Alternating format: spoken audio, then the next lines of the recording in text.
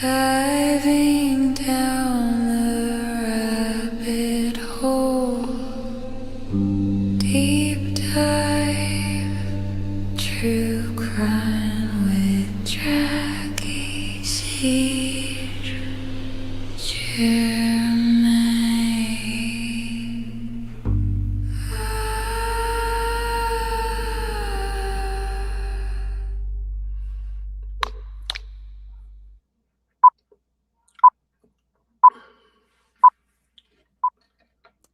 Hey, how is everybody doing? What's up, Grish? How are you doing? What's up, yo?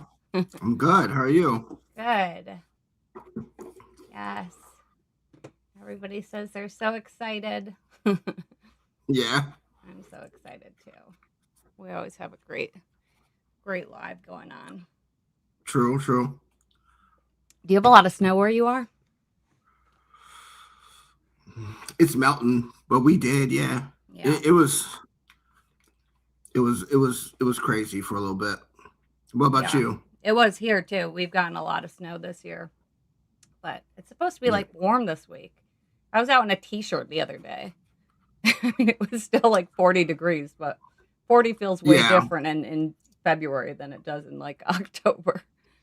Well, yeah. It's I'm not built for this weather at all.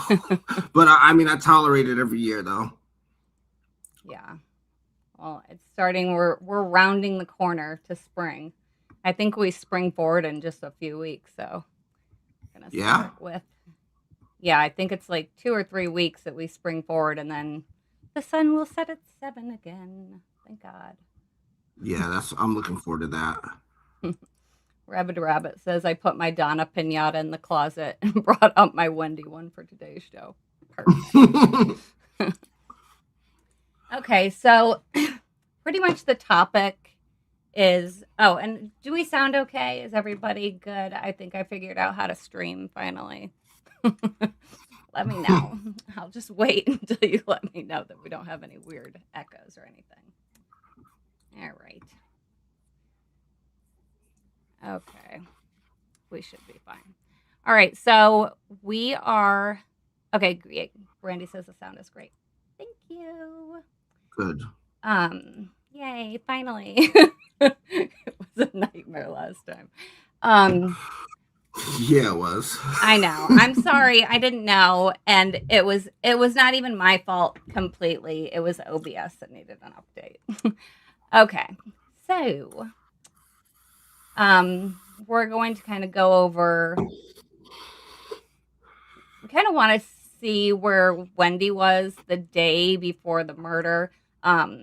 There was this picture that Fancy Fiction posted a few months ago, and Grish and I were both trying to like scour Google Earth to try to figure out where she was in this picture. And of course, he does all his like, voodoo magic for shadows and shit that I can't even like begin to wrap my head around. He's like based on the shadow on their leg. Like really, the video is just insane, insane. The initial one, I had it wrong. Like, I really thought that the that she was facing east, and just based on the background, it looked like she was facing east. And then when we were trying to find out where the photo was taken, and I just kept looking at that photo, and I'm like, there's something in here that I'm gonna nail this. And it's hard to explain. Like, sometimes when I see certain things in a photo, I look at the whole photo. It's not just like the main subjects, but I can tell, like, intuitively, like, there's something in this photo that I consciously am not aware of. And then I saw the shadow of that branch, and I was like, that's it. That's a weeping willow. Which is insane to me. No, Like the way your mind works is crazy. Yeah, it is like, I can tell by the shadow that branch was was um was hanging Hanging straight down. down. So I was like, that's a weeping willow. It's next to water. Because I'm from Maryland, it's all water. Mm-hmm. And I know about Yeah, those where type of willow trees a trees lot. grow. Yeah. Yeah. And so, and the damage they cause, and because they seek water, like in a shallow way, they just grow, their roots grow horizontally. And I knew that it was going to be next to water. So it was like water, parking lot, little sidewalk, parking lot with a street going north and south. And I found it like in a few minutes. I know. I was blown away. I was so happy because I haven't been on YouTube in, gosh, at least like a month.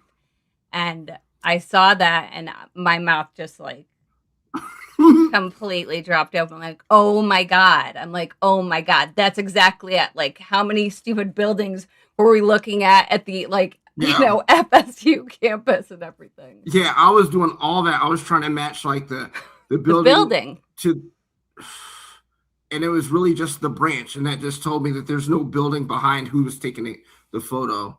Yeah, which that'll be an interesting thing to try to find out who's taking the photo. So what we're talking about is this picture that was taken, and we're going to show you in a minute because I'm going to play Grisha's video on this, and then we're going to go into it a little more. But it's pretty crazy. All right, so I'm just going to go ahead and play this right now. It's 7 minutes, but like seriously, in your videos, my videos are 2 hours long and you feel like you get 2 hours of information. Your videos are like 5 minutes long and you feel like you get 10 hours of information. Like seriously, so good. Okay, so I'm going to go ahead and play this and then we'll discuss.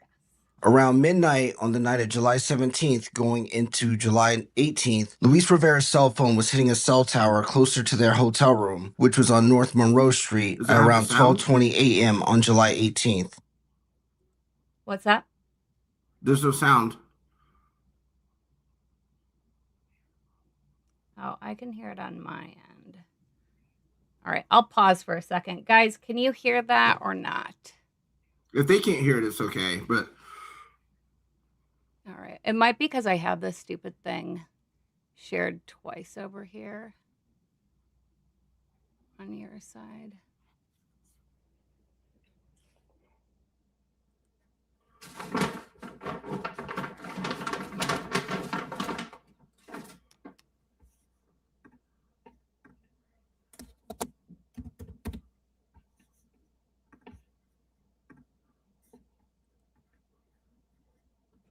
Okay, they can hear it. Let me go ahead and share this again on this Video Ninja because maybe that's why it's not coming through. All right, let's see if you can hopefully hear it now. All right, sorry guys. I'm going to just start it from the beginning. We're only like 3 seconds in. Still, we've learned so much. Around midnight on the night of July 17th going into July 18th, Luis Rivera's cell phone was hitting a cell tower closer to their hotel room, which was on North Monroe Street at around 12:20 a.m. on July 18th.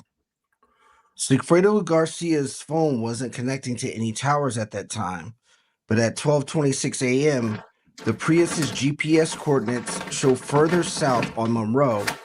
If Luis's phone is pinging near their hotel further north on Monroe, and Sigfredo's phone isn't pinging anywhere and likely turned off, but the car is located further south on Monroe, it's safe to say that Sigfredo is with the car.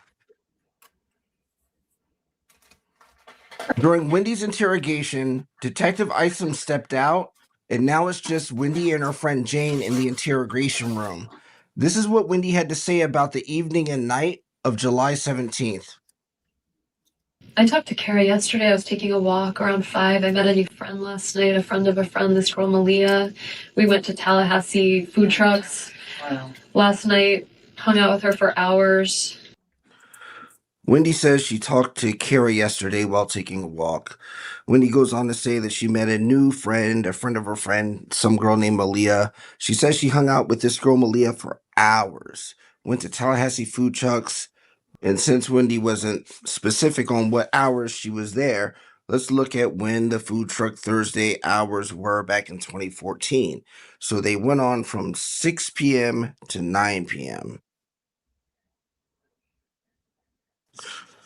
So here's where the food trucks were in relation to where the Prius, the rental car, was a few hours after the food trucks were over with.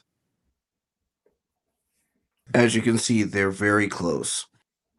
If you see my video titled Whendi plus Sigfredo equal the owl, there was a photo that Whendi posted on her Facebook on July 17th. I used the sun's angle in that photo to determine the time the photo was taken. Of course, we know that if a photo was posted on a certain day, it doesn't mean it was taken on a certain day. But if we know the time of day that the photo was taken, we can compare it to other events. The problem with this photo is that I didn't know where this photo was taken. Based on the background, I thought the camera angle was facing east, making the sun's angle about 11 a.m., but I was wrong about that. Then I noticed something. It's obvious that Whendi and her sons are standing under a tree, but this shadow isn't a regular tree branch. This shadow is of a branch hanging straight down. It's the branch of a weeping willow. Being from Maryland, I know that they're a nuisance because their shallow roots are destructive to buildings because they grow toward bodies of water. So with the camera angle facing east or west and the street in the foreground going north and south, finding where this photo was taken is a lot easier to narrow down when the locations you're looking for are a body of water with a small parking lot that's next to a street that's going north and south.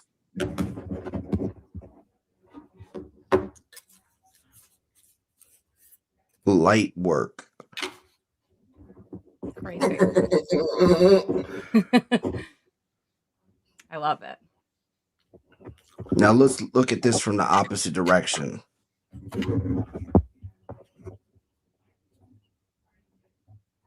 That's where the photo was taken. Now let's look at that on the map in relation to everything else. Right there where the food trucks were. And in relation to where the rental car was at midnight,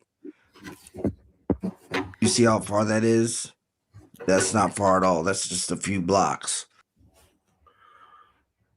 And you see your weeping willow tree there, and that's where the photo was taken. And based on the camera's angle, knowing that the camera's facing west, it would be around 5:30 p.m. At that time, I wonder what Sigfredo was doing. But on the phone records, Katie called Sigfredo, and his phone was off. And his phone had been off for 3 hours at that point.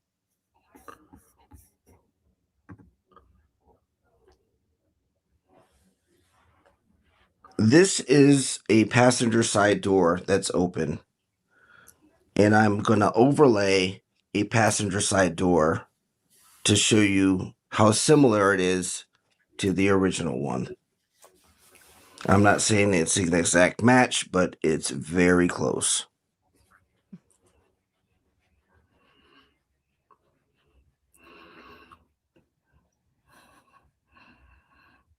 Pretty. This fucking store nuts. here belongs to a 2008 Toyota Prius. If you're thinking, why does this matter? It's because I want to know who this person is. If you're thinking, that door is not silver pine mica, that door is gray. It is. But the sun is hitting the exterior of the door, not the interior of the door. So the side of the door that we can see is backlit from the sun. Now, you notice how the person's right sock is hit by the sun and the left one isn't? If the sun is reflecting off the exterior of the car onto the sock, the color of the car would appear on the sock. By taking a color palette of the whole image, I can point to that specific color that's closest to the Prius's color and have it point out the pixels that have that color in it. And as you can see, it highlighted the sock. So who do you think this could be?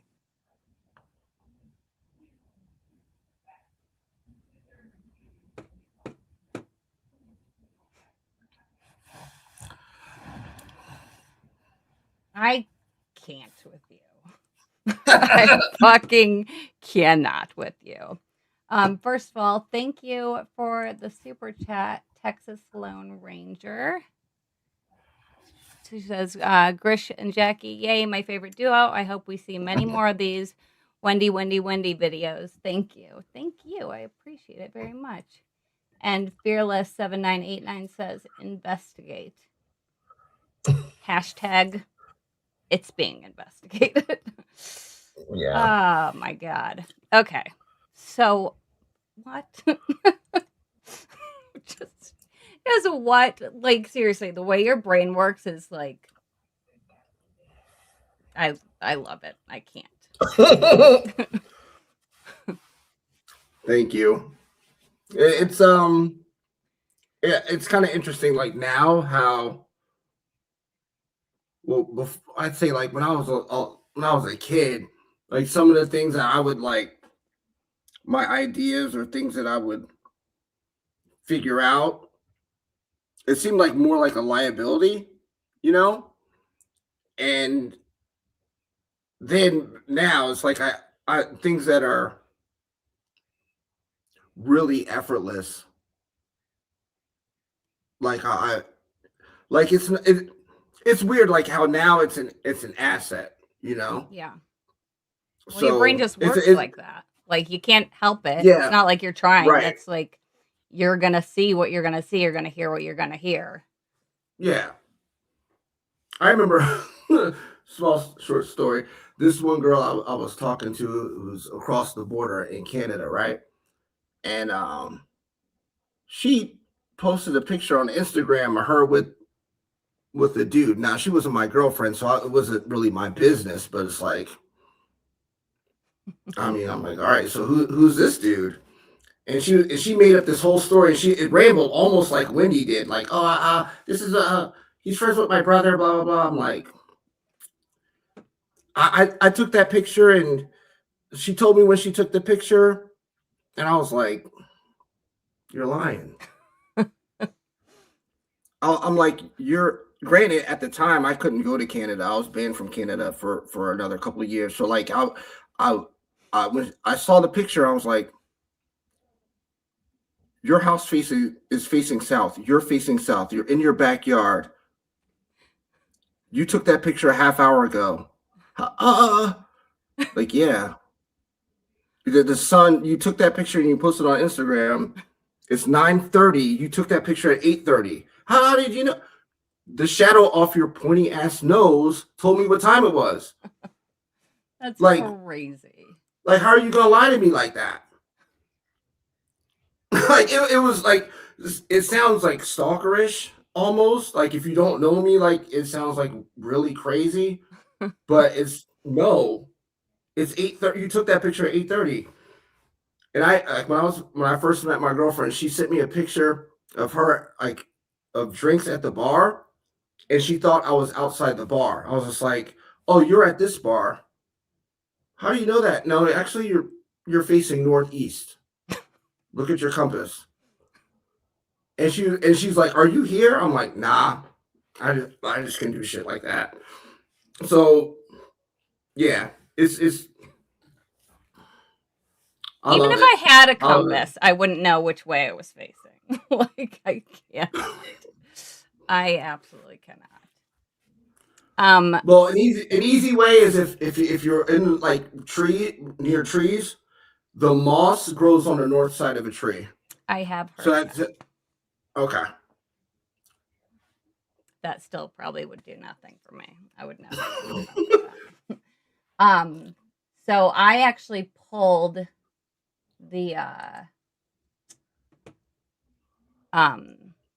like the Google Maps of how far this would take to walk to from the food trucks to the car or vice versa. And it is 1 minute by car and 5 minutes on foot. Here, I have that. Let me see if I can switch this over.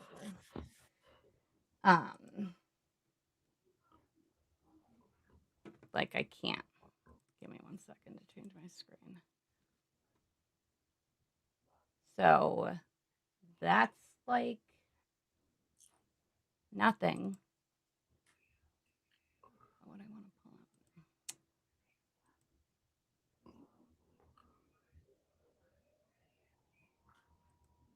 You got a new computer? Yes. Here we go.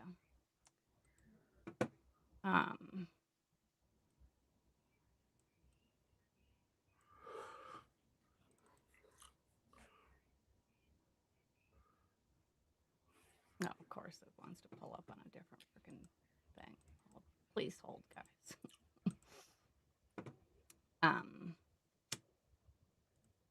So yeah, this is driving 1 minute. Sorry. Takes 1 minute to drive there and 5 minutes to 5 walk. minutes to walk. And that's not even like nothing.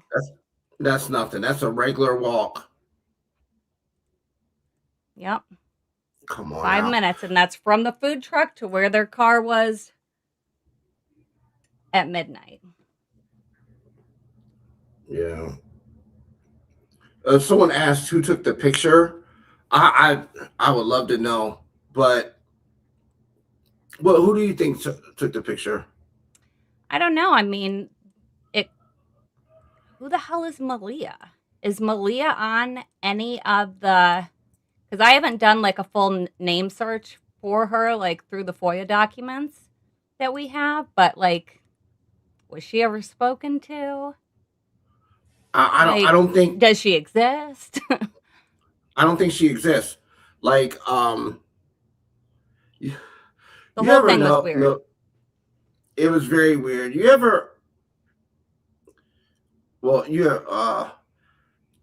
if someone who's not trying to be, who's not giving details of where they were, like I've seen my name saved in the girls' phones as Christina. It's not, like yeah. Like, come on, it's stuff like that they're trying there's a reason. Like, and I think because Luis always calls Sigfredo, he either calls him Duto or he just calls him Garcia, and I think he's usually called Garcia because most people aren't used to the name Sigfredo. So, and also it's a very unique first name is in amongst Spanish first names, and Garcia is, I think, the most common Spanish last surname. So it's easy to, in the street, I think it's better for him to use Garcia. So I think Garcia and Malia sound alike. So that could be one thing. Wow. Great point. Well, the whole way that she was even saying that was weird.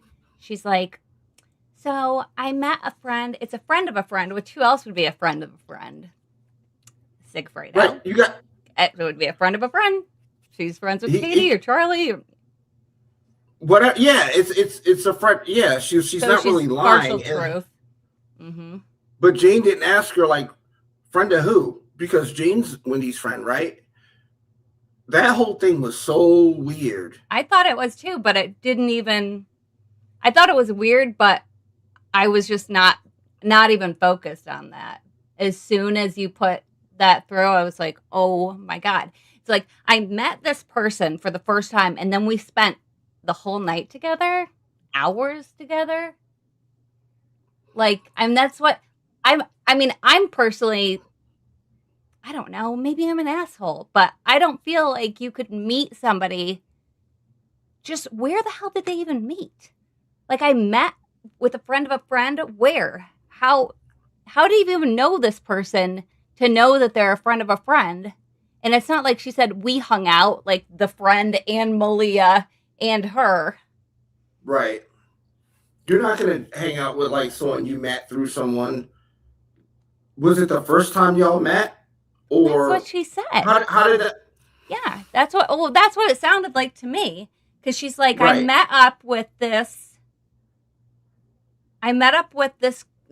this girl for the first, I don't know. I can come up with we need to probably watch a little portion of the. When you edit videos and you have to hear them say the same thing over and over again, it's almost like reciting lines. It's like you know everything. It's like, I met a friend of a friend, this girl Malia. We had the food trucks, and it's like,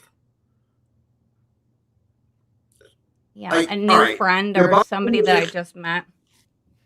Yeah, like I try to, when I hear stuff that, well, anybody, when they say something and I see it, it's not just like I hear it and taking the information. I see it and I'm just evaluative. And so just saying that's like, would I just chill with someone that I met through someone for an extended period of time, not really knowing them, unless we had something specific to do, right? Yeah. Like I've met friends of friends on, like, if there's some kind of project they want me to work on, or I thought of so many different things, and it's like, I'm not just gonna chill with you at some food trucks for hours. Who could even be at a food truck place for that long in the first place? Right. It's like you're, and it's only there from like 6 p.m. to 9 p.m. But it's like the time frame is just wild. How all right. I swear I can't wait till she gets pinned for this, because Whendi and Sigfredo actually being in contact with each other is something that a lot of people just can't fathom their heads around. And there's really no reason for it outside of class bias. Oh, yeah. She's the daughter of rich dentist and whatever, and he's from the hood. And it's like, if you really knew that's the whole point of doing that, so you wouldn't think that they'd be in the same circles. They don't have to be in the same circles to get certain things done. Yeah. No one in real life, the people you do business with on a daily basis, are you in the same social class as the person you went when you bought gas this morning? Probably not. Maybe. Are you the same social class as the person that you ordered your McDoubles from when you went to McDonald's? Maybe not. It doesn't matter. Business is business. And if you only knew, there's some people that are very wealthy that like hanging out with people who are involved in stuff. It's really, the lines are blurred when you get to a certain point. Yeah. This is fact. So, but the Sigfredo and Whendi, like, it's not. I'm going as far to say is this cannot happen unless they were in contact with each other directly. I agree with that. So True Crime Wifey just popped in. She says, "Hey everyone, sorry I'm late. Prius was at Cru de Grace Bar at 12:26 a.m. in 2014. She says Harvey took the photo. She did a live stream about it on Monday, and she said she sent you the info." Oh, I saw something about. Man, I'm sorry, I didn't thoroughly read it, but I remember the Harvey thing. That does make sense. So Harvey taking the photo. So Harvey was already in Tallahassee when he was when Dan was murdered. I didn't know that until True Crime Wifey told me that. because it says And- in the FOIA documents that they were not there. I just Until read when? it. That they weren't in town when the murder happened. But if he was there the night before or 2 nights before, like, and then why are they lying? Go ahead. But all right, sorry, I was thinking out loud. Like, when did he go back to come back for the That's what I'm saying. funeral? Well, Like, so the story, the whole story that they have said from the get-go is Whendi called her parents the day of the murder. Harvey, you don't hear on the phone. But Donna's like, "Oh, I'll put you on speaker." And which, I'm sorry, but if me and my husband are listening to something and it was something like that serious, I can't imagine my husband not being like, "Oh my God." And he's like not much of a talker. So, and then they say they both drive up. And I'm pretty sure it says in the FOIA docs that, I don't know if it says that. Let me look at this real quick because I was just looking at this. All right, just give me a second to find this in my thing because I literally like just read this.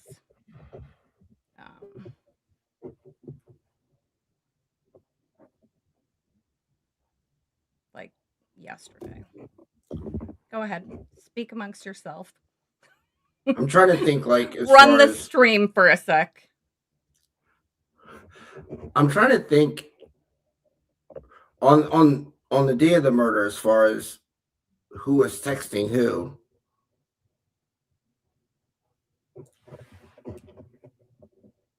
I damn near have all the call reports memorized. I'm just no one texted her. She didn't text Harvey, did she? Who? Whendi? Whendi. No. Nope. Do you know what I did see though that I missed? What? It says in the fucking FOIA documents that Katie called Harvey the day of the murder. Katie called Harvey the day of the murder. It's in the documents. Yeah, you have to show me that. Let me find this and then I'll find that because I know I saved that though. Like, I think, like, the first call that was made, like, there was a about an hour or so of no activity, and then.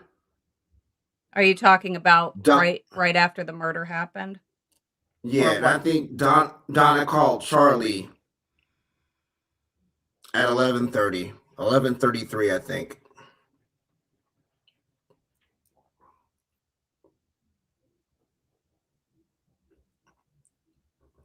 Do you find it easier to go through your iCloud for files on your phone than you do on a computer? Yes. Well, first of all, my stuff is like, it doesn't, like, my shit hasn't loaded up in my computer since like last month. So I don't know what's going on. But there's a part in the documents that says we pulled, because they pulled like everybody's shit. They pulled Harvey's phone. They pulled like everything the day of Harvey, Charlie, and Donna. And it says that they were not in Tallahassee, but let me see if I can find that. No, I can't see it. Because I know I just read it, and I should probably pay attention to the comments because somebody's probably like said it 100 times. Let me just search it. Yeah, because I like then you can search like certain keywords, and then it'll pop up. All right, let me see.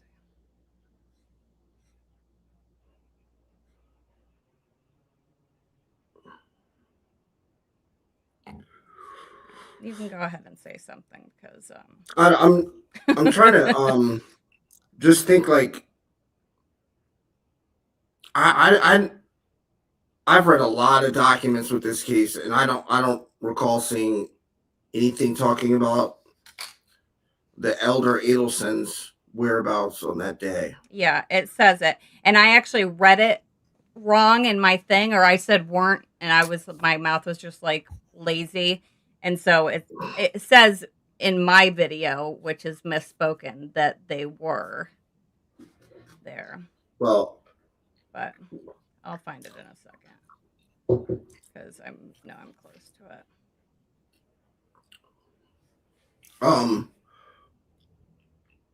Someone said the toll photos would prove who was in the car on the way up night of the murder. That's true. Oh yeah, that's true. Unless That's a great point. Unless they had some kind of,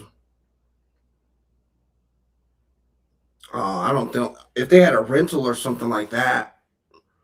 I don't know. Did they have a history using rental cars to go up to Tallahassee I and think back? so. I think they did. Yep. I couldn't understand why they always had like Whendi just couldn't drive by herself. I thought that was just It didn't. like why do they infantilize her like that? Like this girl is grown. Okay, here it is. Something with 2 kids. Here it is. Okay. Uh-huh. So it's in the supplemental 19 document. It says court orders were secured for cell phones, for submission and return. Sorry, I can't see. From cell phone companies because they pulled. Court orders were obtained for cellular accounts for both of Wendy's parents, Harvey and Donna, and Charlie's phones. And it says right here, the data did not initially give any obvious information to assist in the investigation. It did show that Charlie and his parents, Harvey and Donna, were not in the Tallahassee area at the time of the homicide. But they didn't say okay. But that's by their phone record also. Yeah. So if Harvey... Okay, so True Crime Wifey says Harvey stayed in Tally. There's no evidence of Harvey returning to Miami the weekend before. Only Donna returned.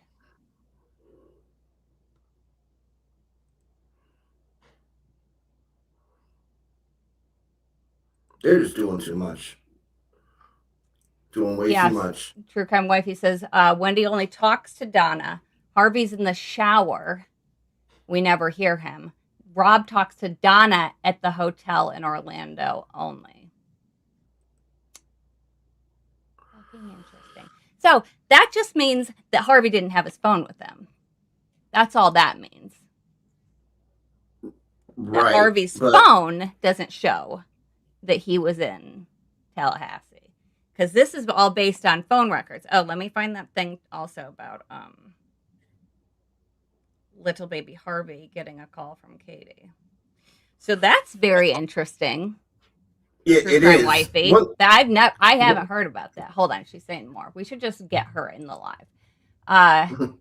Katie says Charlie and his mom dropped off the money. Donna has to stop in Orlando because she's driving to Tally alone after the money drop. Donna probably had Harvey's phone. Yep. They think they're so slick. Making it happen. They do. Right? She thinks she's so slick. Like, oh man. But now with the picture that was taken at the lake, that makes more sense of Harvey taking the photo because Harvey likes taking photos. He took that ugly ass book cover photo of Whendi looking like she was trying to block a couple jabs. Yeah. And made her eye extra blue. Like, oh my God, the bluest. And yeah, the bluest it's ever been. And in the photo, Whendi is like looking in her son's eyes all weird. And then the other little boy is walking towards the camera. Mm-hmm. So I was thinking like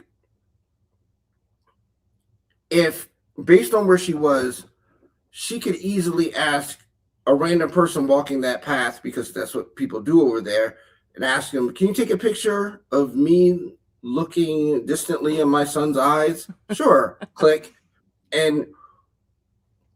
But if it was a I stranger, the don't, other kid would have been next to Whendi. right, or at least not walking toward a complete stranger, right? Yeah. And so the other thing is that it's right there. Like she could have propped it up on the bench, but after looking much closer, I don't know if that's like it would be. Then the phone would be eye level to the kid. Yeah, it would have been much lower. Right. So and people weren't walking around with these things, like with tripods like that. Yeah. Okay, so all right, so here, let's just quick touch on this because I found it on my phone. And then I want to listen to this whole bullshit about the food truck thing. I've got that queued up. Okay. With her interrogation thing. Interview. Okay, so this is, I don't know what this is. This looks like a, I don't know. All right, just listen. Just listen while I don't talk. All right, so it says specifically on July 1st, 2014, telephone tower location shows a flurry of communication between the alleged conspirators. This is July 1st. On that date, Charlie and Magbanaway's cell phones were in the vicinity of Charlie's residence between 10:04 a.m. and 1:20 p.m., possibly indicating that they were together. At approximately 11:47 a.m., Magbanaway's telephone began to attempt to contact Garcia's phone. Over the next 5.5 hours, Magbanaway attempted to contact Garcia approximately 48 times. So this is just prior to the first attempt. Because the first attempt they got off on July 4th, right? Yeah. Or was it June? When was the first? In July. It was in June, right? That they went up the first time? When Sigfredo and Luis went up, it was June. June 4th, right? Yeah. Okay, so this is kind of in between the two times. This is July 1st is what they're talking about this. So she tries to call him over 5 hours. Oh my fucking God. Magbanaway attempts to contact Garcia approximately 48 times. That's when they had the ski-doos. Oh, okay. Was this the day of that? Okay. Yeah, and Luis was there for that too. Yeah. Go ahead. You don't know my opinion on that. I think that first, I think the June trip, people call it the failed attempt. When they went, there was a failed attempt. I think it was a dry run. It was there they went up there to learn the geography and a way to get out of there. Schedule and everything, yeah. Yep, exactly. Now, I think they were convinced to go up there because Whendi had $5,000 for them. So the July 1st, when they went, when they had this was at Katie's house, and Charlie had the jet skis. I think, and being that Luis was there, I think that was on purpose to see if they would call the police on them. To see if who would call the police on them. Charlie? The Adelson. Because Sigfredo got out the car and was yelling at them. Yeah, in the street or whatever. Right, but none of them remember what they were saying. If someone's outside of your car, you got the window rolled up and they're yelling at you. You can still hear them. Yeah. You'd know what they were saying unless they were hablando español. Yeah. That's the only time you're not going to, But they you could at least be saying, "Oh, they're speaking Spanish." He was screaming something to me. I didn't understand it. Exactly. So I just thought that was maybe to see if I leave threatening messages and things like that, will these people call the police? So yeah, to kind of test them. to see if it was all safe. Mm-hmm. Great point. Okay, so she calls him 48 times. That's psychotic. That's crazy. That's crazy.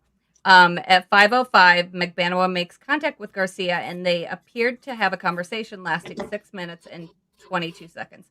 Approximately 9 minutes later, at 5:20, Garcia's telephone calls Harvey. Okay, now this is the phone call. Remember when they did the tower dump from Premier Gym, and they were trying to link if any of those numbers were contacting back to the Adelson's numbers, and they have record of Garcia's phone calling Harvey because he's calling Adelson the dentist and just gets it wrong. Okay, so he calls Harvey's cell phone. The cellular records indicate this call went to voicemail. There's no known reason for Garcia to call Harvey Adelson. Okay, now listen. Over the next 2 hours, there's several more contacts between the suspected conspirators. McBanoa's telephones attempted to contact or did contact Garcia's telephone over 30 times. Then McBanoa's telephone calls Harvey's telephone at 7:43 p.m., which also appeared to go to voicemail. At 7:44 p.m., so just after that, McBanoa's telephone contacts Garcia with a call duration of 4 minutes and 33 seconds. So why in the fuck is Katie calling Harvey? I don't know. I don't think that this, I think Luis and Sigfredo were trying to scare Charlie and see if they would call the police, but I don't think Katie was aware of that plan. I don't think Katie would be privy to that arrangement. Yeah, I agree. So I think she called Harvey maybe in a panic. That's But I mean, she didn't even know that at this point, she didn't know Sigfredo had called Harvey. I don't think they knew that until like a day or so later. You know, because then there's like a phone call where she's talking about it, being like, yeah, he's so stupid. Like, I don't even know why he would call, but I don't know the exact date of that, but I don't feel like it was on the same day. I mean, this is happening. She's calling Harvey at almost 8 o'clock at night. For why? For what? Did she try calling Charlie at around that time? Or was Charlie calling anyone around that time? Because see, I don't know. This is just basically this is just a summary of the call details. It says connection to McBanoa, Garcia, Rivera, and Adelson's, and it starts with cellular records show numerous contacts between Catherine McBanoa and both Charlie Adelson and Sigfredo Garcia, and on one occasion, records show contact between both Garcia's and McBanoa's telephone and a cellular telephone registered to Harvey Adelson. Which, how the fuck did Sigfredo get Harvey's cell phone? I thought he called the dentist. I think he called both of them. I think he called the office. How the fuck would he get? How? The only thing I can think of is if he got it off of Katie's phone or something like that. But again, why the fuck would Katie have Harvey's number saved in her phone, or would have called his cell phone? Unless he's completely woven into this, which he probably fucking is. Yeah, but maybe she could have had Harvey's number before any of this was a thing.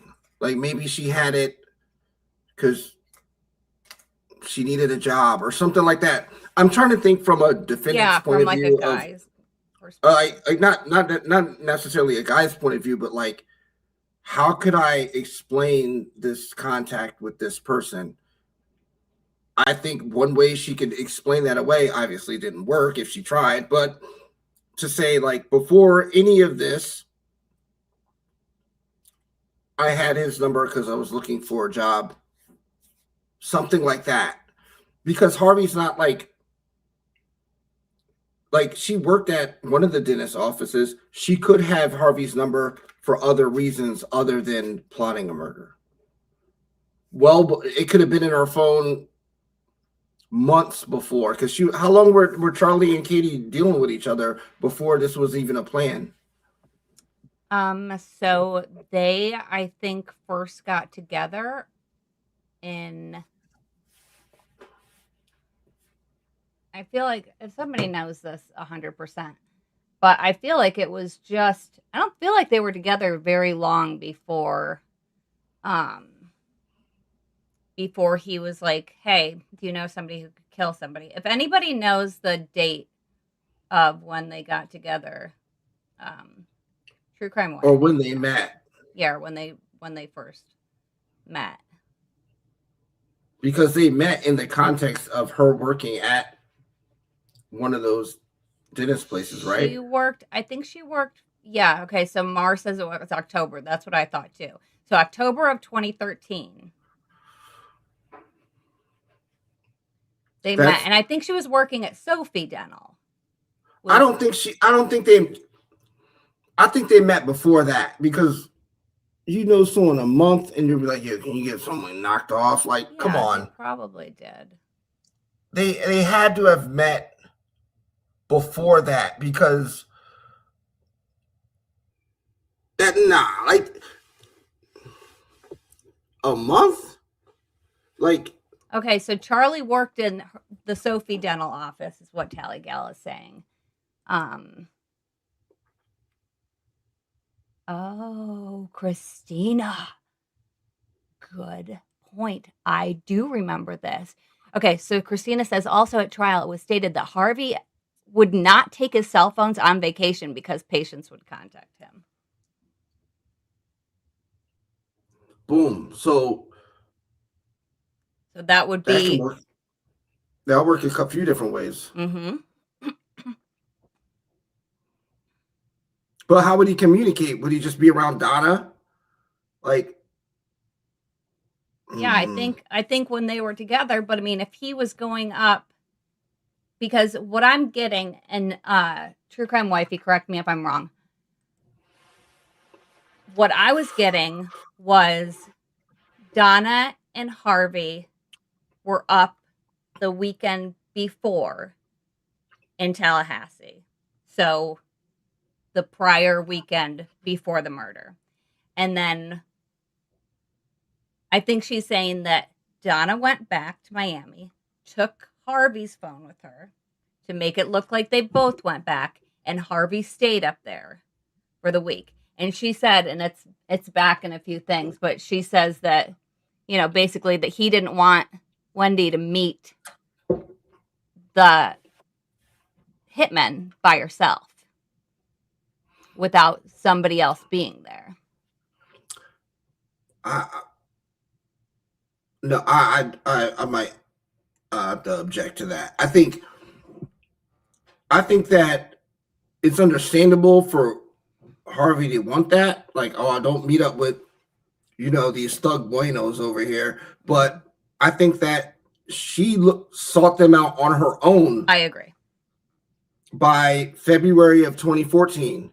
So she didn't ask for permission or a chaperone or someone to hold her hand and go meet up with Sigfredo or talk to him before that. I can see them trying to do that later on. Yeah. But agree. But yeah, at that point it's pretty far along in the plan. Right. And she didn't just meet Sigfredo the day before or a couple days before. And if I were Sigfredo and she brought her dad around, I'd be like, yeah. Why are you here? How many people do we have to be involved in this? Exactly. Right. If you're part of this, go home and just wait for the news. Like, I'd have been, if I were Sigfredo, I'd have been like, yeah, I'm canceling this party. Sorry. I'm not. It's involved with too many people. Right. And that's the thing. And Luis was clearly suspicious of that with his interaction, how he was suspecting that Sigfredo had direct connection with Whendi, because of the things that he was saying in that interrogation. It's like, oh, he's not feeling this at all. So Okay, so True I Crime feel Wifey says that they met 3 months before the Halloween date, so in July. And then she also said that the Adelson Institute's answering machine gave out Harvey's cell phone number. But still, why would Katie be calling it? right. I don't know why she would call that number. Maybe because like she's wants to say, oh, that's just my baby daddy, and just don't worry about it. He's not gonna do anything. I don't know. Maybe it's damage control from her perspective. I don't know.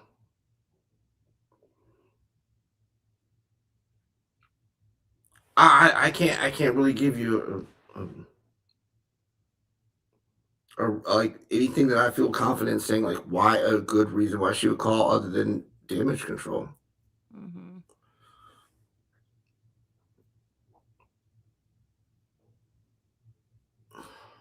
If she knew Well, about the phone call that soon, because he only called Harvey a couple hours before.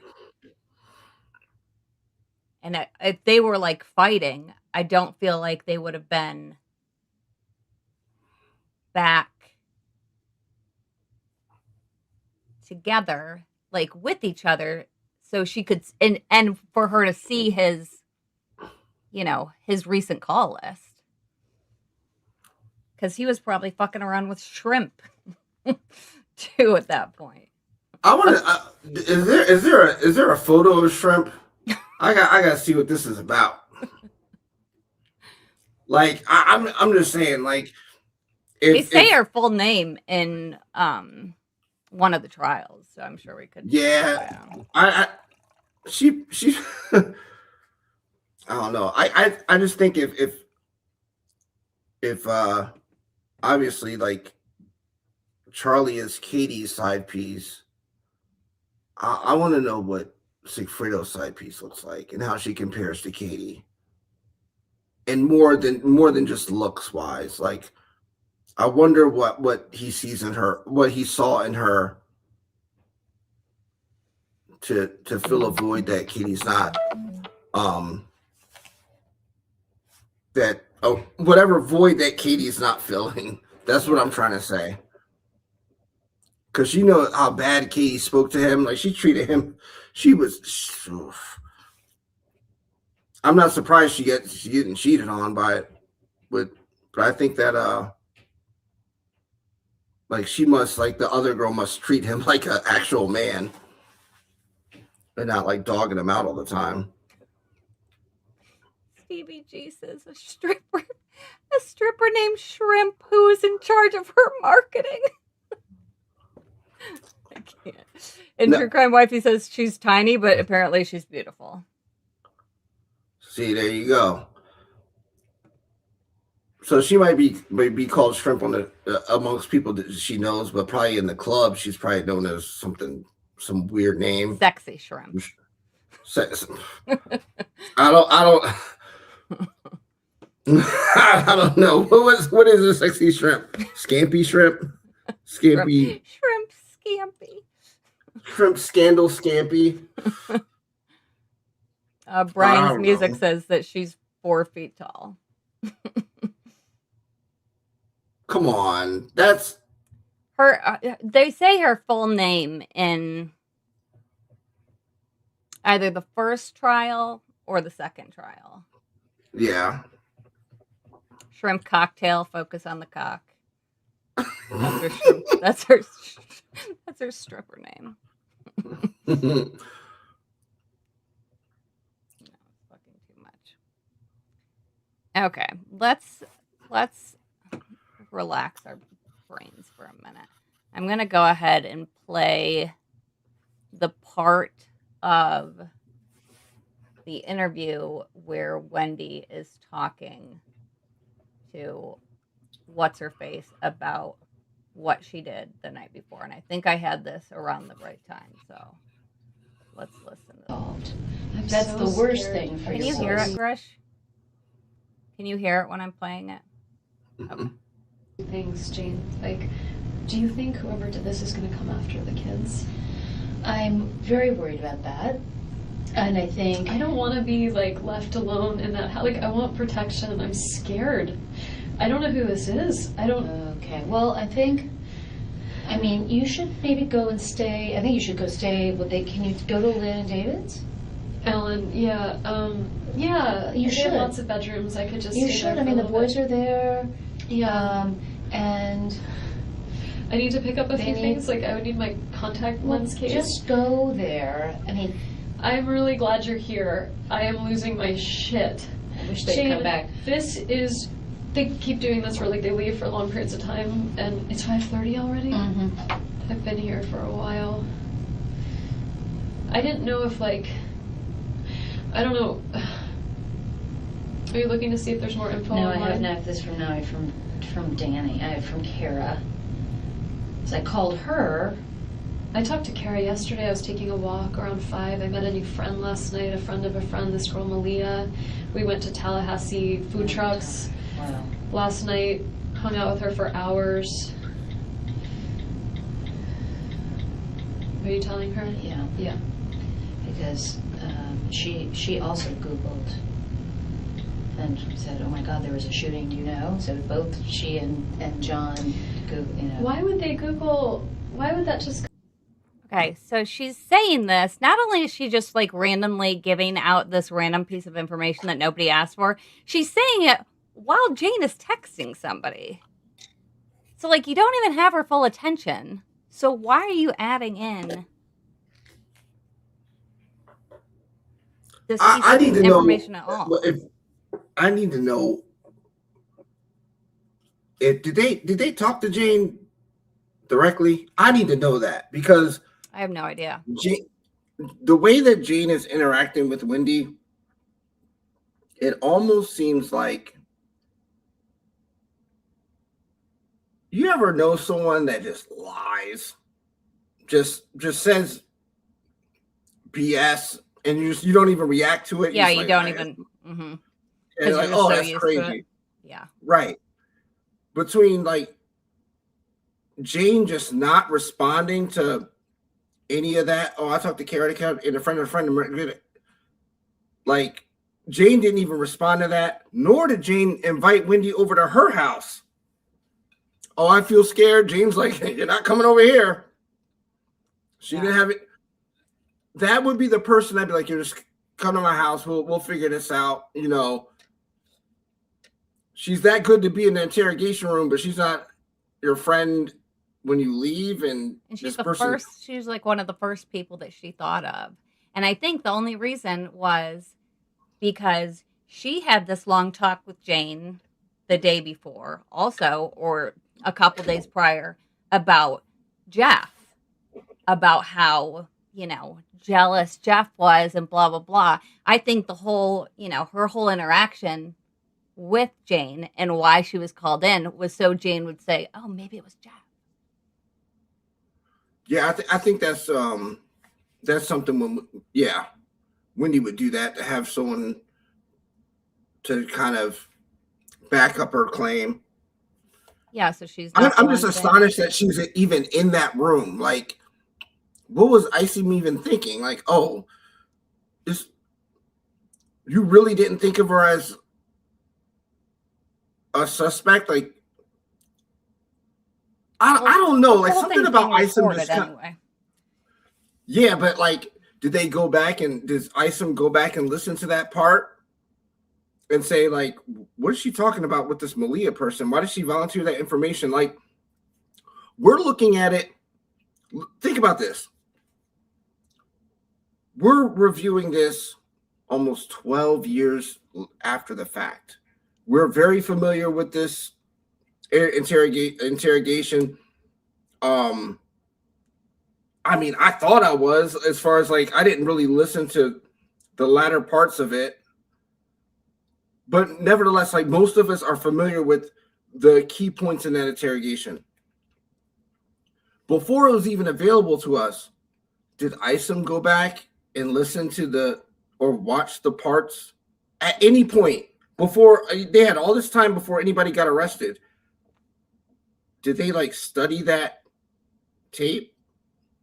I mean, Wouldn't you? I would say probably, because that's usually a tactic that they do with suspects, is they want to see how they're acting when nobody's in there. And a lot of times they'll put, like, you know, they will bring a friend in because they have everything mic'd up and everything, and they wait. You know, I've seen enough interrogation videos that they'll bring somebody in, or they'll put two suspects together and let them talk because somebody ends up saying something.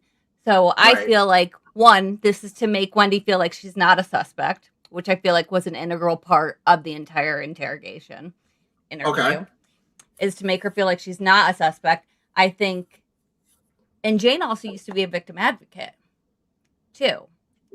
But she had called Jane to pick up the kids, which is what initially Jane was on for, was to pick up the kids. And she came in and, you know, they let her hang out. I mean, he eventually kicks her out. I just don't understand why, especially after the memorial that they had for Dan on that Sunday, and the 806's acting weird, and Isom, I'm pretty sure he acknowledged that, like, or he was it. I think he was the one who called them, and when he tried to act like, "Oh, I can't hear you," I'll signal, click. And then the lawyer calls that right there. I would, right. You wouldn't go back and look at that video. I know it's a long video, but why? I would look for this specifically at the points where, if I were Isom, where I wasn't in the room and they're talking amongst themselves. I just don't. I'm sure it's been reviewed. I'm sure it's been gone over.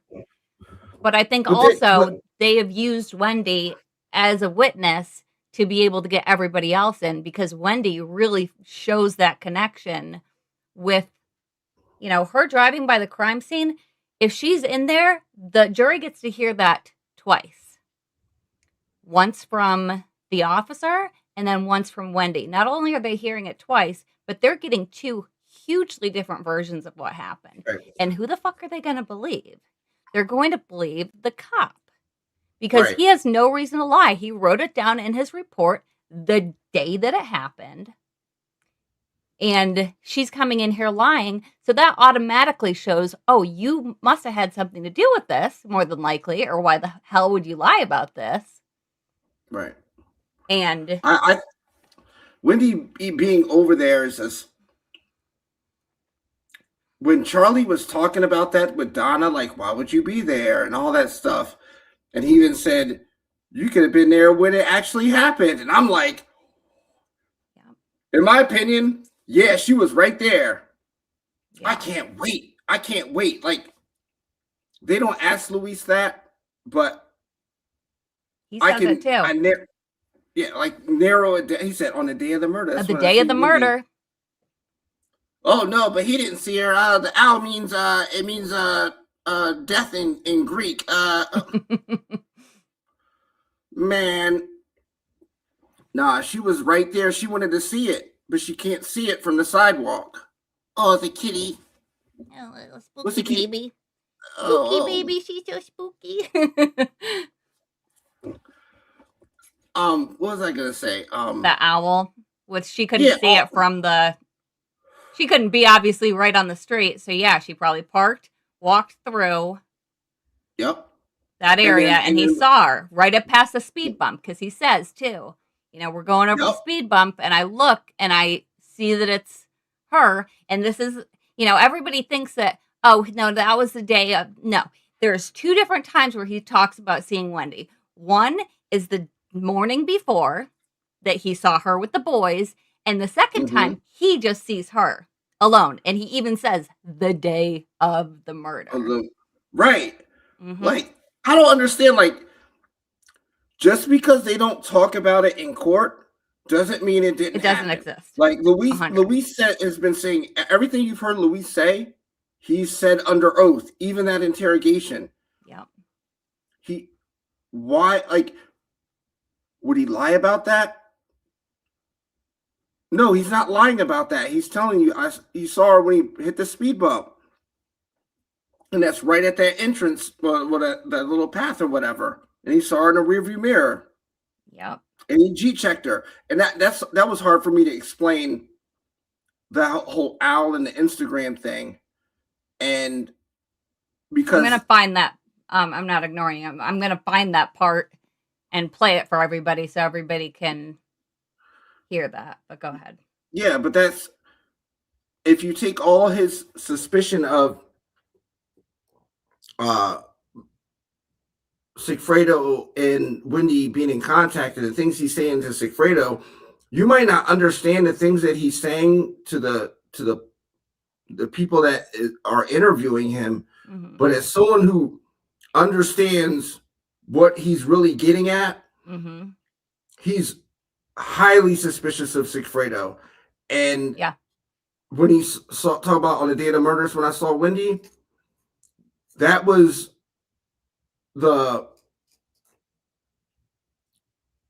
it basically proved to him, like, yeah, she's way too involved in this, because how would she know to be there be here at that specific location at that time?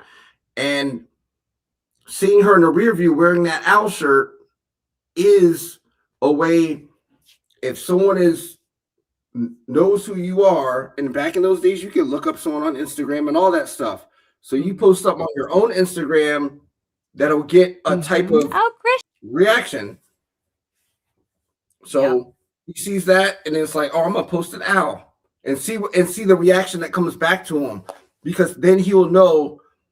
Once Katie calls him and says, delete that picture, she's not in a position to make any kind of demands. Katie saw it right away.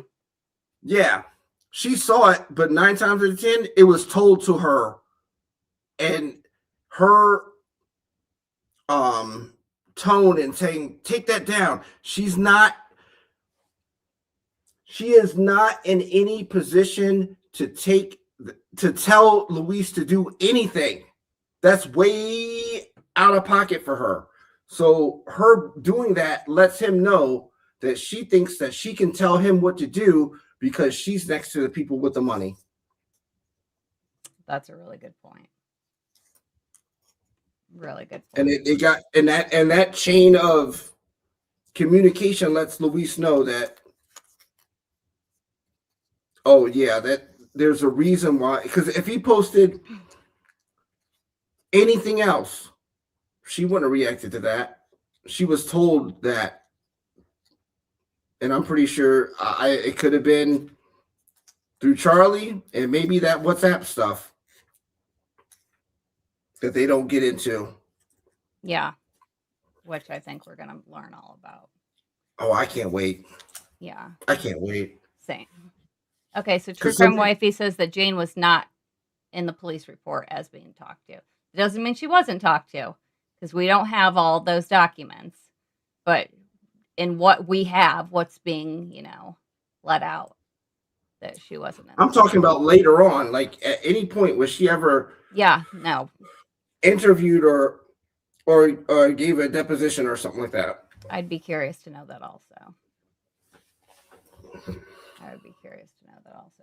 Okay, so I have that part pulled up where Luis unequivocally says, the day of the murder, I saw Whendi. I seen Whendi. They didn't even know I was going in the ride unless.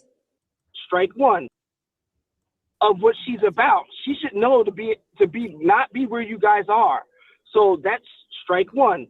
So then the next day, he literally says it is proper. He's like, and then on the day of the murder is when I seen Whendi. They didn't even know I was going in the ride unless the only one that knew was Katie. She knew I was in that car. How did she know that? Because he told her. He told I'm going with Tato. They call me Tato. So I think I'm going with Tato.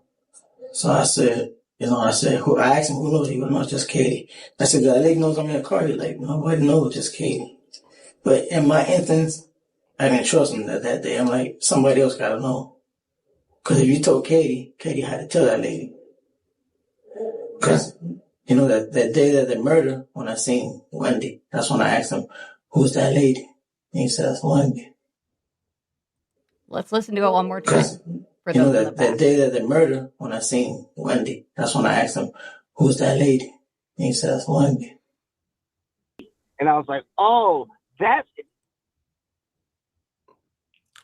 That was a good video you did, because when I was talking to you, I remember I was driving and I was like all amped up, just trying to explain everything, and knowing that there was no visual reference or anything to reference at that time. But when you did that, it's like, see, I know what I'm talking about, because 100. I still get some weird comments that are like, this is incorrect. No, no. I've watched this a trillion times more than anybody else. A trillion times, and I edit the videos.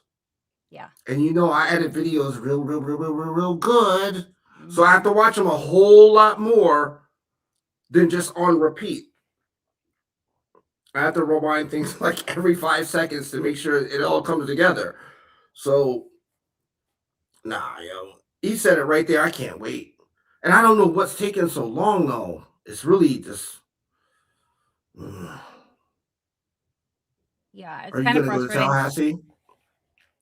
Are you going to go to when they get Whendi, are you going to go to Tallahassee? Yeah. I'm going to have to learn how to do something with my face. I'm going to have to Botox my entire face, because I'm not the type of person that is going to be able to sit there and hear stuff in court without being like, stop. So I'm going to have to practice. You never been in court before? Not listening to stuff like this, especially, when we're this involved with it. No, I'll be right there, just like this. I mean, I've sat in court plenty of times, but yeah, I'm gonna go that when they first get her, I might show up, but yeah, when she goes to trial, when she goes to trial, I'll definitely be there. I'll be suited up with just chilling, Well, I'll wear owl shirts. We'll have a whole row full of people in owl shirts. Yeah. I'm not doing that. I'm not doing that. I'll be in a suit. I'll be looking respectable. All right, I'll wear the gray dress then. Wendy's gray. With the teeth thing. That's such an ugly suit. So ugly. She loved it. It looks like it's made out of burlap. Yes, it does. Somebody in my chat kept calling it her North Korean army uniform or something. Yo, it does. It looks like the blankets you put on horses before you put their saddle on. You know what? It really looks like a North Korean dress, like the Kim Jong-il. I have a North Korean loyalty pin. A real one. Like the North Koreans wear, when they're goose stepping. I have one. How? When I wear I'll wear it every once. If I'm what? I said I won't ask how. You don't have to tell me all your secrets. That's so funny. It's an old one. It's a vintage one from when the first Kim was in power. Kim Jong-un? Nah, Kim Il-sung. Oh, okay. That's the main first dude. That's crazy. If I had it right here, I'd show it to you, but I don't. Now, this is all so interesting. So, yeah, and I don't think... I mean, that's just such a weird thing for her to say. Not only, at that moment, because it literally... Jane wasn't asking what you were doing last night. What were they talking about right before? They were talking about like it doesn't have anything to do with anything. Like they went from talking about my cat's fur is like flying all over. They went from talking about where are you going to stay? Oh, I'll have to go home and get my contacts. And then Jane says, I texted Kara. Oh, that's why. Because she's like, oh, I called Kara last night. Mm-hmm. And I met a friend of a friend, a new friend. And we spent hours together. Malia.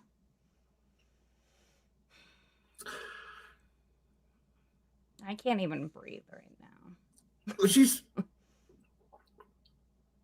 I don't know it. I'm trying to think, like, if I were watching that in real time, how I would react. If I would react differently to how seeing it after all these trials and all this stuff. Like, would I if I saw it in real time, like say if I was I don't know, if I worked at the police, whatever, and I was watching it, you know, in real time, would I believe her? Yeah. And I don't know if I wouldn't. Would you? I mean, I've listened to it, you know, in terms of listening to this interview 100 times. And I mean, I obviously I heard her say it, but it didn't even stick out to me. Like I kind of thought it was like, why do we even need this information? Right. But like I probably, like I've seen when it comes to like cases or shit, anything, I accept everything that I'm being told as fact. I don't immediately react to things that are lies. I just accept it. It's my brain accepts it as fact, and then it'll stick out like a sore thumb later on. So like if someone's telling me something, I don't look for people lying.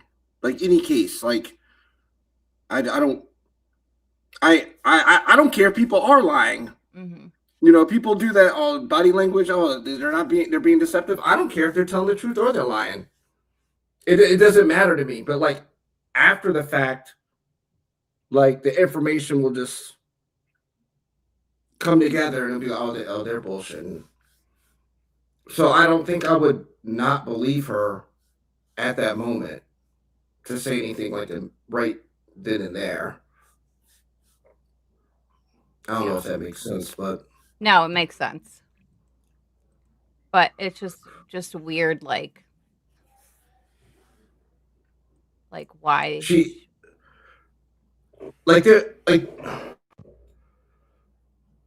there has to be, they have to know, as far as her cell phone data is concerned, like where she was during very critical times in this narrative, especially on the 17th.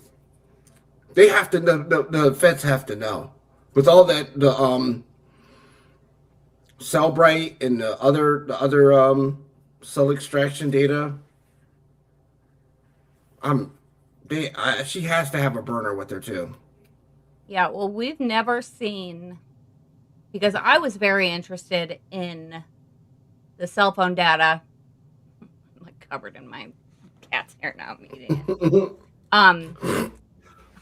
I was very interested in the cell data from the day before, because specifically, I wanted to see if she was around when Louise said she was. And we might have not known that, but if there was a phone call made in the early morning, because he says, oh, I passed her with the boys, and then she immediately gets on her phone. Right. And Katie says right away, oh, yeah, she's just checking to make sure everything's okay, which makes sense from what we know with there being a former failed attempt, before, where Donna lost 50 grand. So it would make sense that they were keeping a closer eye on these guys to make sure that they weren't going to screw them over. I mean, granted, they didn't prepay them like they did the other hitmen. But. So the 50 grand, so did they say when that was? Like, who were they? Okay. So Sigfredo gets drunk one night. Okay. And he tells a couple of his guys what was happening. He tells them about Don Adelson, and he knows, or he talks about there being a time before them where Donna prepaid a whole 50 grand to two other guys, and that they didn't do any of, they didn't do the murder, obviously. And she loses this money, but Sigfredo knows about this somehow because he tells it to two other cellmates who separately tell this to Isom in an interview. Yeah, it was toilet. Are you talking about Nick Atteridge? Nick Atteridge and Jason McNair. I don't know about the Jason McNair one, but I don't think Nick Atteridge. Jason McNair is the one specifically who says this about the 50K. I'll find it. I'll read the exact quote. I don't. Nick Atteridge he comes off like to me as like someone that's just BSing to get out of jail because he said certain things that were like how he said that Luis told him to tell Sigfredo that he's apologizing for cooperating. That's wild. Like, no, in jail, like someone like him, you wouldn't tell anything to. If you had to get a message from one person to another in jail, if a co-conspirator, you do it through your lawyer, because the lawyer, they can't listen to that call. Yeah, right. You tell your lawyer to tell their lawyer to tell them what's up, and they wouldn't trust that information with him as a go-between, and him saying like, oh, I let him drink for free, blah blah blah. Yeah, you let him drink for free because you wanted information. What about the toilet wine situation? Yeah. That's exactly what he did. Mm-hmm. He let him, like, that's stupid. Like, no, like nothing's free in jail. No, you're not. No. Yeah, to make that with exactly the stuff that you have probably either stolen from the meals or you've gotten with your commissary, and then you take the risk even to make it in the first place, the toilet wine. Yeah, this was McNair. McNair was the one who says about the first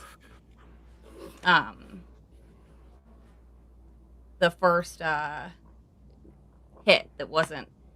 So it says Garcia told him that another woman named Don asked Katie about having someone killed for money.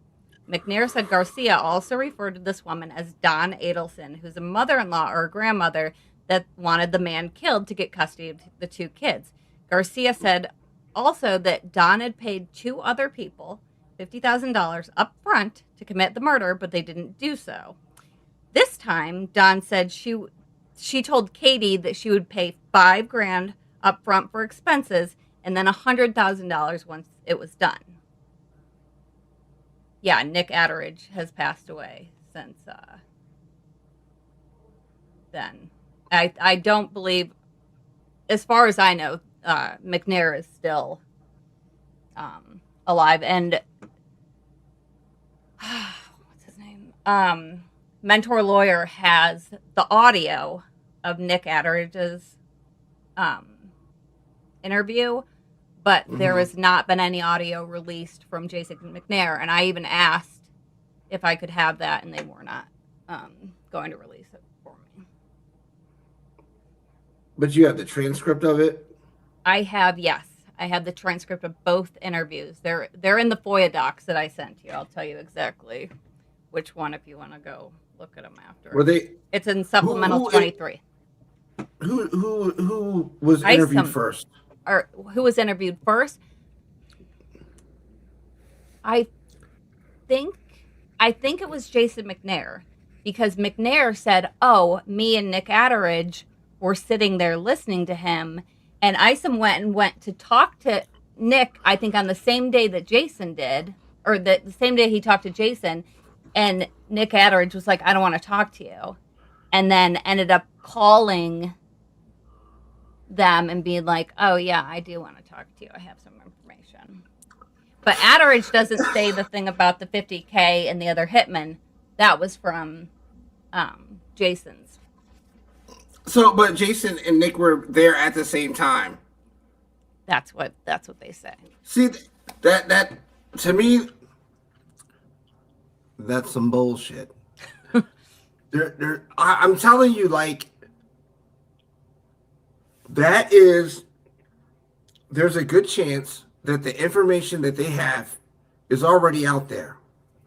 So, naming people as co-conspirators and stuff like that, as unindicted co-conspirators, you can act like you don't know who people are, but he's giving information that can't be verified, and I don't think either one of them gave information that was something that only Sigfredo would know. I believe that they did. I do think that they were saying details about the crime that hadn't been put out yet. But I'm not 100% sure, but I feel like it sounds like a big setup to me. Because I remember Nick Atteridge saying, "Oh, my lawyer was one of Dan Markel's students and told me to talk to you, blah, blah, blah." How do you know that his lawyer didn't have all that information and told him and made him memorize it to give to Isom to help him get out of jail? That could easily have taken place. Like, Nick Atteridge just seems like, I don't know, I could probably get, he passed away, I bet you it's from an overdose. Yeah, I'm not sure. I bet you. He just his voice, everything sound like he has a problem. So he has a dope fiend. Dope fiend sound to him. He has a dope fiend sound to him. So, like, he's trying to get whatever he can get out of anybody. Mm-hmm. I'm just not believing it. And the Don thing, acting like you don't know Donna's name, and nah, you didn't. Sigfredo would not tell you anything. Like, he's too much of a gangster to even talk to you about that stuff. People don't talk about that stuff in jail anyway. Yeah. Well, I mean, they said that he never spoke about the case, and this was like one of the only times he ever did. But even Luis says, like, when Sigfredo gets drunk, he talks too much. And that's why he was talking to Katie the whole time they were up there, because he was, like, wasted the whole time. Yeah, I can understand that. But the reason why he was doing that, can you guess why he was drunk the whole time and doing Yola the whole time? During those days of him going up there, and in July? No, why? So it wouldn't be stuck in his memory. Yeah, so he wouldn't be as present. Yeah, that makes sense. Right. Like, it's like planned, like, when it comes to planned violence, it's like almost as what's the word? Mandatory to have a weapon is to have something that will keep your brain from keeping that memory. So a lot of people do Xans, they'll do they'll take a painkiller, both, and drink. Right. And that's one of the main. I think that's one of the main reasons that Luis drove is because Sigfredo wouldn't be able to drive. He'd be able to um, do the hit, but he's just getting in the car, and he. That's why Sigfredo wasn't really. It wasn't haunting Sigfredo like it would Luis. Like you can say Sigfredo's just he's a psychopath. He doesn't have the empathy and things like that. Right. But I don't believe that. I think he really has a heart. It's just he's violent. But if he does certain acts of violence, he's gonna be on his drug of choice. And a lot of people who do that do painkillers and stuff like that right before and Zans and then drink, and it's like they weren't there. Right. Yeah, no, that makes sense. Yeah, And they don't. Right, and so he's doing all these things nonstop. So he's in a near blackout state or a blackout state the entire time. The entire time. Well, he's drinking and doing coke, so he can be, the drinking probably numbs everything out, and the coke is probably to counter effect, the kind of lethargic side of, right. being drunk the right. whole time. Exactly, and so, like doing. And Luis, that was probably one of the reasons why Luis, he was comfortable with Luis being his eyes and ears because he knows that Luis is, like, we can't be wasted the whole time. Like, you're doing stupid shit because of it. Right. So, that's why it haunted Luis. Like,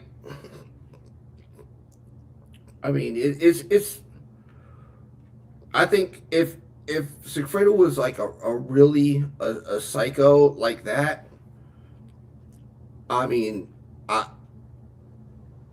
it would have, his demeanor would have been a lot different when you hear him and Katie going back and forth, and for damn sure Katie wouldn't be talking to him like that. Yeah. Because you can't just talk. The way that she talked to Sigfredo was so so grimy. If he was a psycho, he would have. Yeah, been done with her. Just. Yeah. He would at least beat her up, but you never heard about her going through any domestic violence. So. I don't know if there's. Yeah, I don't know if there's phone calls about that or not. I think she talks in one, but I don't know if she said like, a fight or whatever else. I can't really remember. I haven't listened to her side of the wiretaps enough to. Yeah. Get out of here. Okay, so this is what McNair said. Mm-hmm. That Rivera was enlisted to drive a car for the murder and was paid part of the $100,000 because he knew Luis was there too. And this was, what's the date on this? This was, okay, so this is after they had talked to Luis. That Rivera didn't know what the trip was for a murder initially, that there were 2 trips made to commit the murder, the first one being a blank trip. The murder occurred at a house in a garage. Garcia was the actual shooter. He didn't say how many times he was fired. The gun was purchased for $150 in Miami, and then Katie either bought it herself or provided the money to purchase the gun. And then upon returning to Miami, Katie obtained the money from the Adelsons, with Garcia getting $45K, Rivera getting $35K, and Katie $20,000 to $25,000. And then Garcia bought a motorcycle and 2 cars with his share of the money. And it says McNair claims this is independent information he received directly from Garcia and is willing to testify in court. and that he didn't like ask for any consideration, prior to providing. Which I don't think you I don't. have to ask for consideration. I mean, that's usually kind of, an unspoken thing that, if you give information that helps the cops, that they're going to help you back. But if he's willing to testify for that, I want to know what he's in jail for. That'll kind of tell me if I'm sure I could find it. Yeah, I could probably find it too. I just think that kind of More than likely that kind of drugs is what I'm assuming, but well, here, if someone's in jail for something like another I'll look it up right now. Just keep something violent, then I can kind of understand they may talk to each other about it. Mm-hmm. But if it's something like non-violent or it's drugs or something, or why would they be talking? What do you have in? You don't really have nothing to talk about. Yeah, especially pre-trial. That's when you really don't talk. If you're in there, you don't talk about. No, like. Yeah, that makes sense. Yeah, I can understand like Sigfredo talking if he's like drunk or whatever, but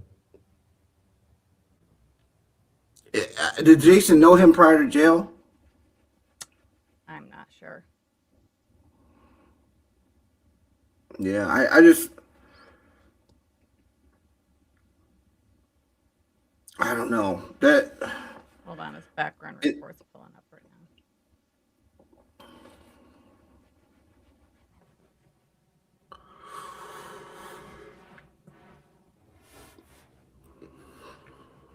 I mean, the whole thing, none of it quite makes sense. Oh, speaking of Sigfredo Garcia, though, have you heard that there's a connection between P. Diddy and like one of his victims and Sigfredo Garcia?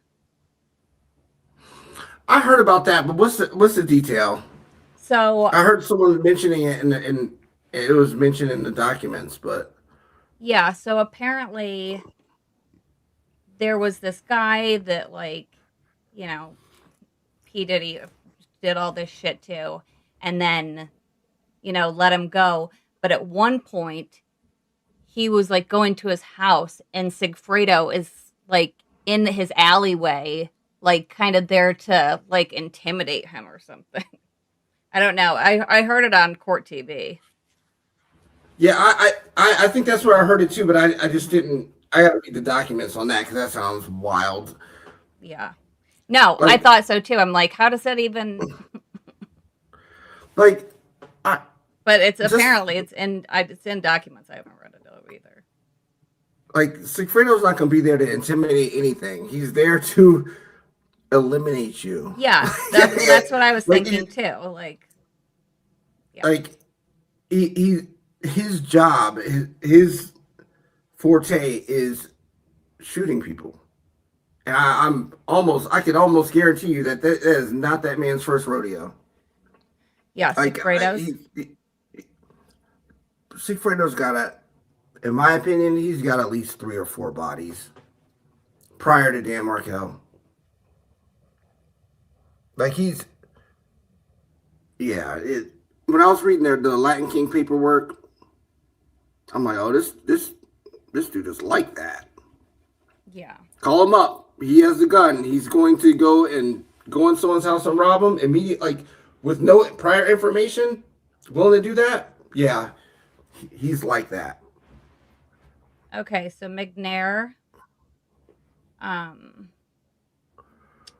was in jail for felony retail theft, felony petty theft. And then after that, that was in 2014. And then in 2015, he was in for sale of cocaine. Then also sale of cocaine within 1,000 feet of a church, which I didn't know was a separate thing, and lewd battery upon a child. And that's what he was. What was that? What was that? That was Jason McNair in 2015. All right, now hold. Whoa, whoa, whoa, whoa, whoa. So, what was he in jail for at the time that he met Sigfredo? That's what he was in jail for at the time that he met For Fredo, was the lewd battery upon a child. Because that happened in June 11, 20. no. Yeah. So you don't think that was even Sorry. a thing? No. No. No. No. No. No way. No way. Once you lewd, lascivious, anything like that on your documents, Yeah, nobody's talking to you. you You're a friend of no one in jail. no no like no. Mm-mm. That's all right. You selling coke, do all that stuff. Okay, Yeah. like Retail theft. that. See that stuff Shoplifting tells from me like, 7-Eleven. yo, that's addict behavior. Don't even add the lewd, lascivious stuff. That's addict behavior. Like Nick Atteridge. Those are fiends. Yeah. Like I can, and think about this. It it does give some credence to letting him drink for free because they need friends. Yeah. Yeah. Like they want someone that's got a charge that someone that has a respectable charge to be around. Of course, they're letting him drink for free. Yeah. You have a charge like that, everything's getting taken from you. It's gonna be free either way. So Yeah. come on now. Ew. He can't put that man on a stand. Yeah. On a credibly out the window. You did what now? Oh, you like the kids? Yeah. Get out of here. Yeah. Well, it hasn't even been brought up in any of the, I just got that in the FOIA documents. And it shouldn't because he has nothing to stand on. Mm-hmm. He'd be a credible witness or a credible rat if he was in the same game as him. If he was selling it, if Well, he's he was. stealing, it was cocaine before then, which may have lent a little bit of credence to maybe he knew Sigfredo before. No, because I think he was in Tallahassee. most No, people. this was in Tallahassee. And True Crime Wifey asked what the date of that proffer was for Jason McNair. It was in December of 2016.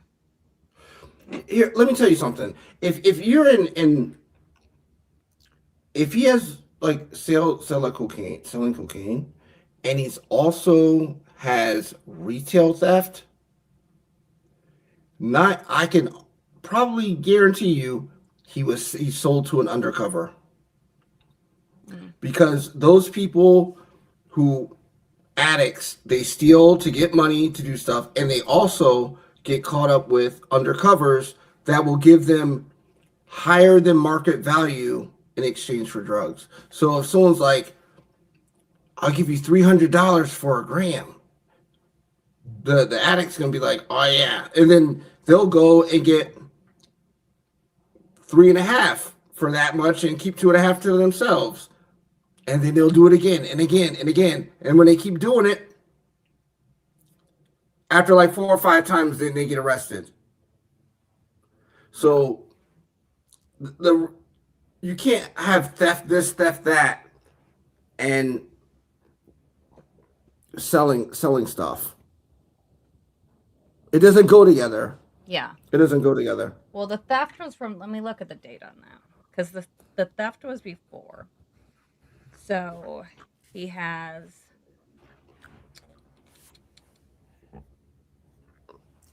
Okay, so he has grand theft in 2011, felony time served. Then he has driving with a suspended driver's license in 2014. And then in 2014, that's where these felony petty thefts come in. And there's 5 of them on the same charge. So there's a January 17th, January 16th, January 22nd, January 20th, and February 16th, all on the same case that are, oh no, I guess they're like different. No, they were like all together. They had these like 5 felony petty thefts. So is he maybe stealing from the same place or something? I'm not sure. And then Are those the counts? Are the is no, it all it says on one? all on different dates. I don't know. I don't know. I have to look into that. But like stealing and selling drugs just. And then sale of cocaine happens in June of 2015. And then in June of 2015, that's also the lewd battery upon a child. That just sounds crazy. And it says offense date June 11th, and charges filed for that was March 22nd, 2017. But it happened June 11th, 2015. Oh. So the offense date and then the charge date are separate. So we have a June 18th charge of sale of cocaine. Then we have a June 25th date of selling cocaine within 1,000 feet of a church. Okay. And then there's a June 11th date of the lewd battery upon a child, which is not charged for another 2 years. Okay, so the dates that those things actually happened versus the time he was arrested, if they're multiple dates and they had the same date for his arrest, he was selling to an undercover. Okay. So, see, like, they have just like with the lewd thing, they have that and they say date of offense and it's like June of 2015 and then the date of arrest is 2017. Mm-hmm. Obviously, someone told on him as they should. Mm-hmm. And then in 2017. So then maybe that wasn't what he was in for in 2016 then. Because if he wasn't charged until the following March, after he already spoke with Isom in jail. So he was more than likely in jail with this, because it says charges file and then disposition date, which I don't know what's disposition date mean. It says disposition. That's the date. That's when it's all said and done. Was he convicted? Was it thrown out when he went to court? That's December 12th, 2016 is the disposition date. So he was in jail at the time with the cocaine sales. And the lewd battery didn't come till after. Ugh. Like, okay, so if he's got retail theft, and that's fiend stuff. Mm-hmm. Retail theft and petty theft. Does it have a part that says like more than less than $500? Let me look.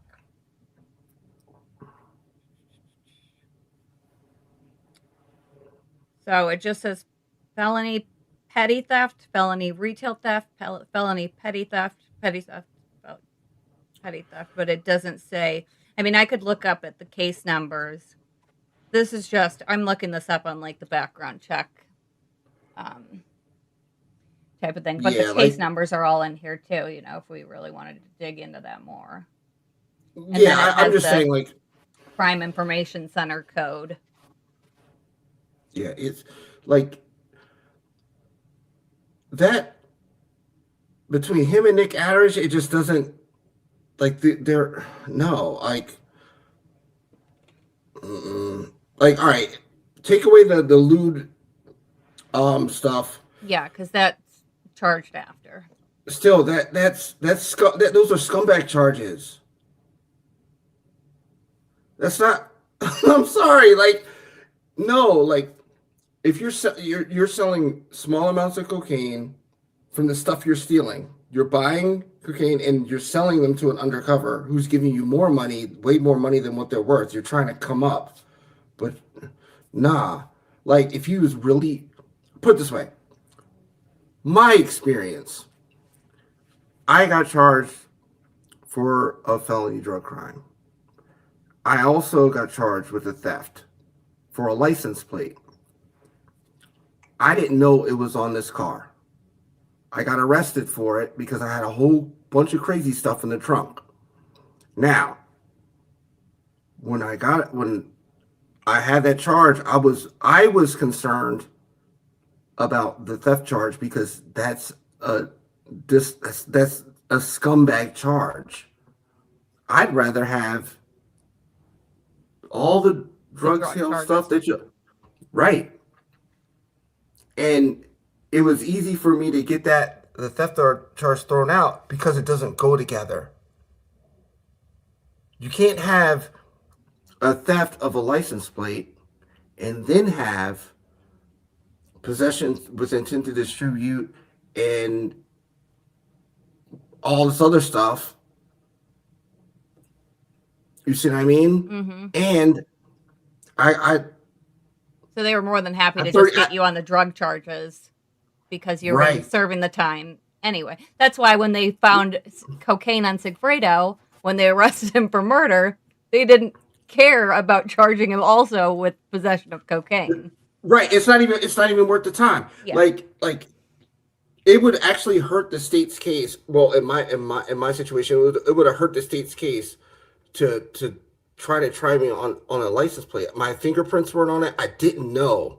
Like, my friend. So it was on the vehicle then? It was on a vehicle, okay. and I was putting stuff in the trunk and leaving it as a dead drop, and then I would go away, and then someone would come, and they would call me, and I'd pop the trunk through the phone. This is back in the Nokia times, and I popped the trunk through the phone, and then they would pick it up, so we never had to see each other face to face. But one of my friends thought it would be a good idea to use the car, and he put a random license plate on it. Okay. And then I wasn't driving the car, and then the police scanned the plate because it had been sitting in the same spot for a long time, and then they staked the car out, and then they got me. So, and so like,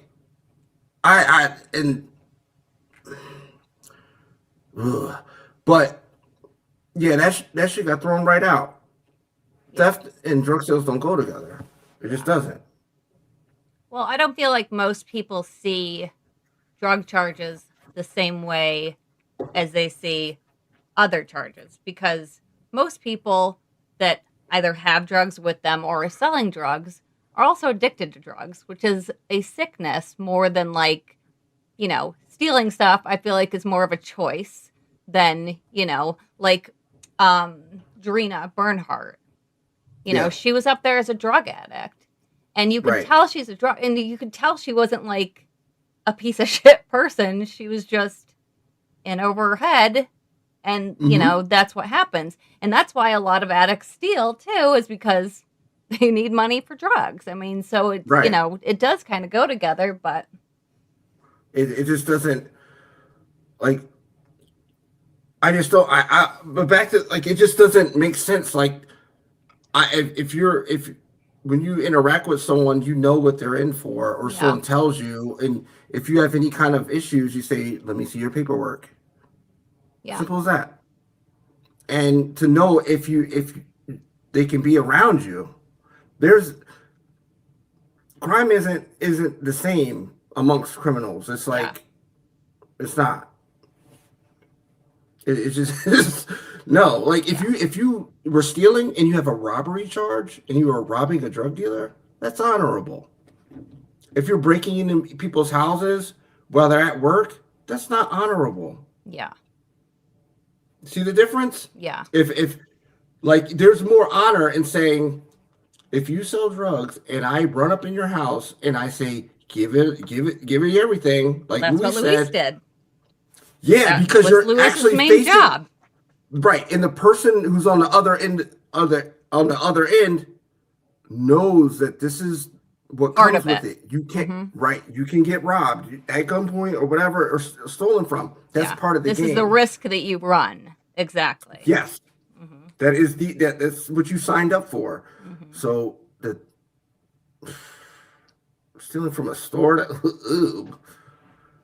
I couldn't even talk to someone who did something like that in real life. Like just like if I found out you were shoplifting, and that's dirty. Like I was Winona Ridering up in Saks Fifth Avenue.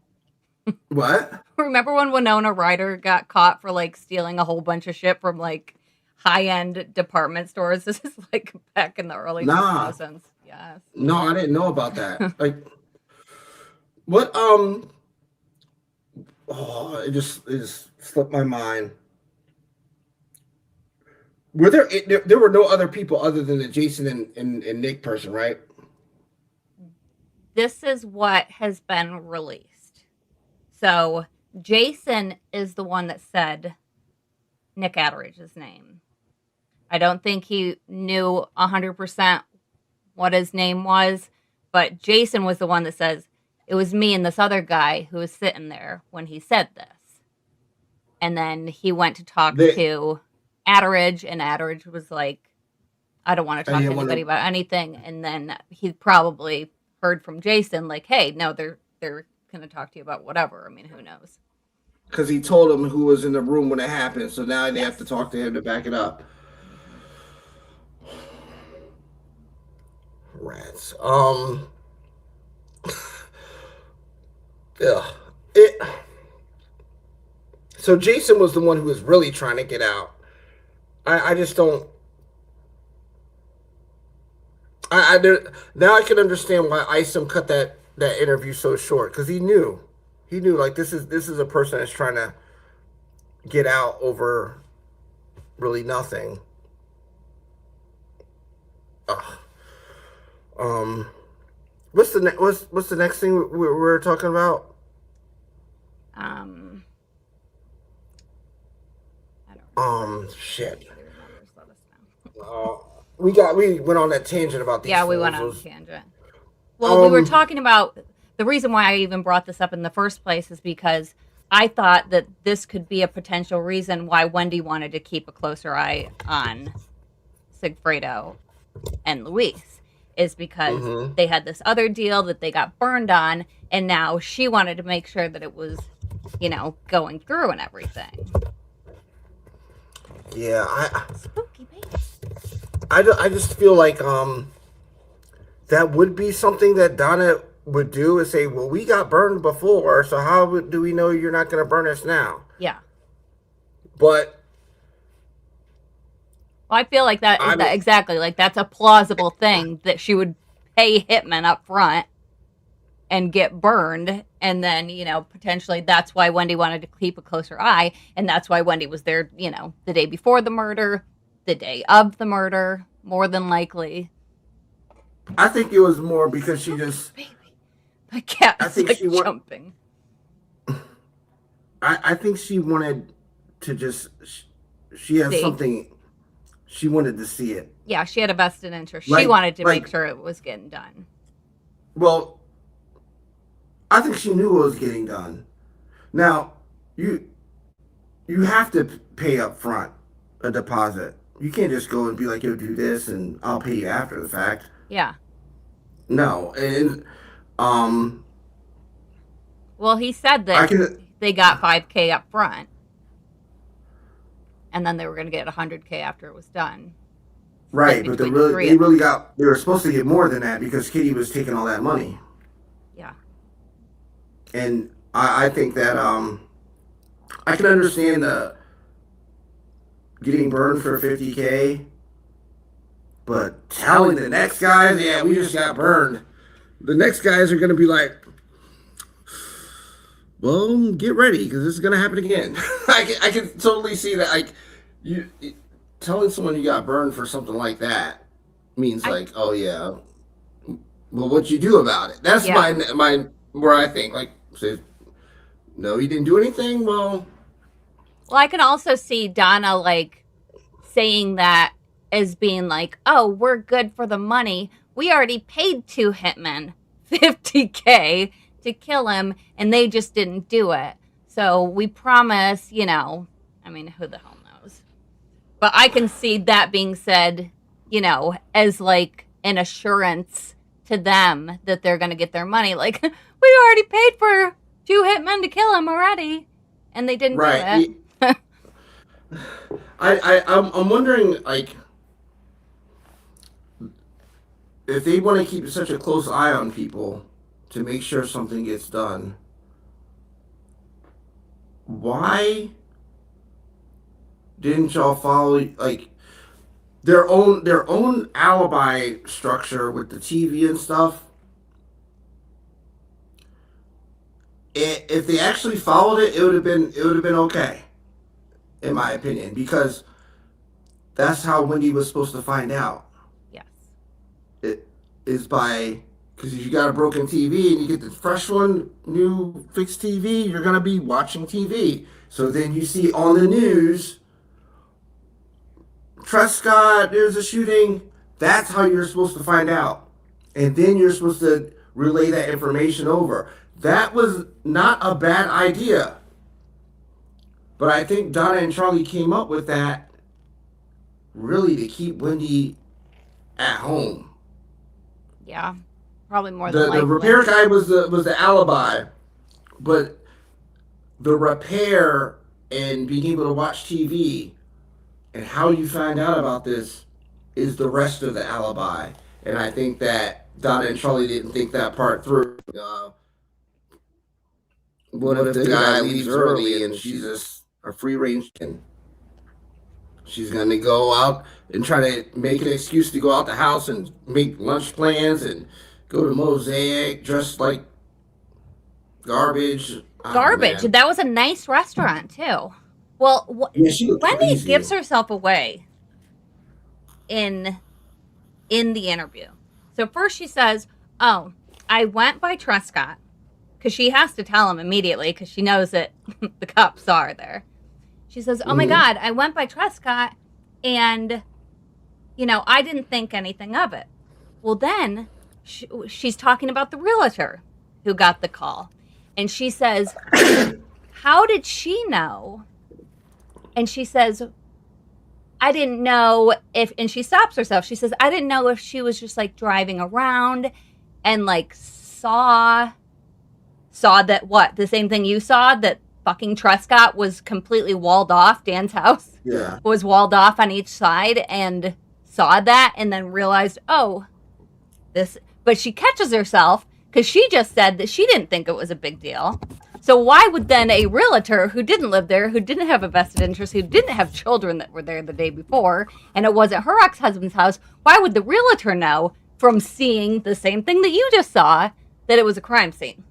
But she almost says that, and then she shuts her mouth. So, you know. I wonder what her friends really think. Like, not what they would answer in an interrogation, but like amongst each other. There has to be some point where her, because she doesn't seem to keep friends. No. So she's not even friends with Jane anymore.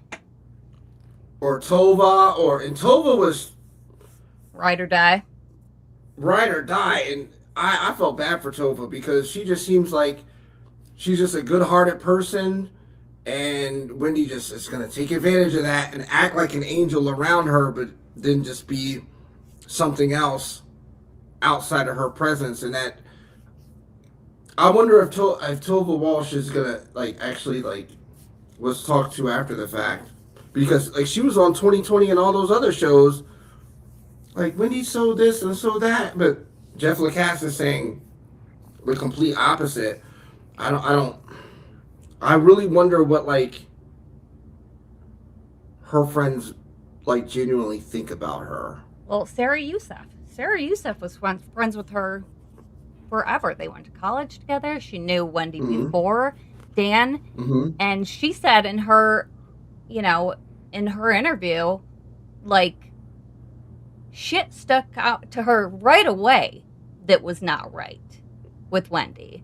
So I think probably the signs were there, and then looking back on it, they were kind of Like, because I mean, who wants to think that their friend is a murderer or involved in planning a murder? Nobody wants to automatically go there. This person that you've known for a decade or more, like, oh, you're probably a murderer.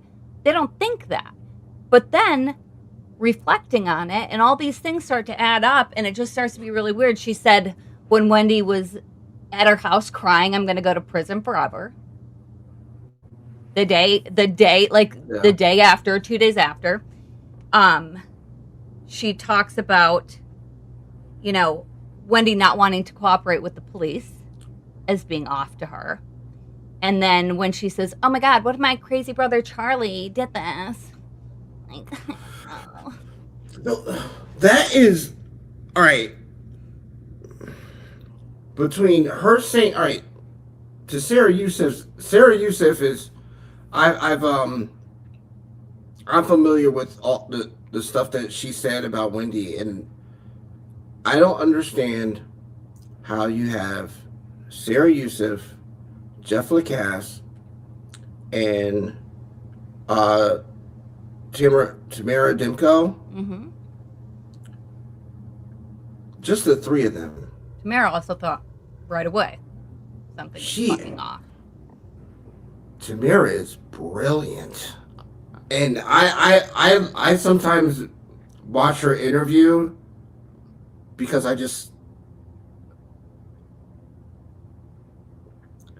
the way her mind works when she's like really contemplating like the possibility of her friend being involved in a homicide. It's just like in real time you're seeing her like come to terms with it. Yeah, and it's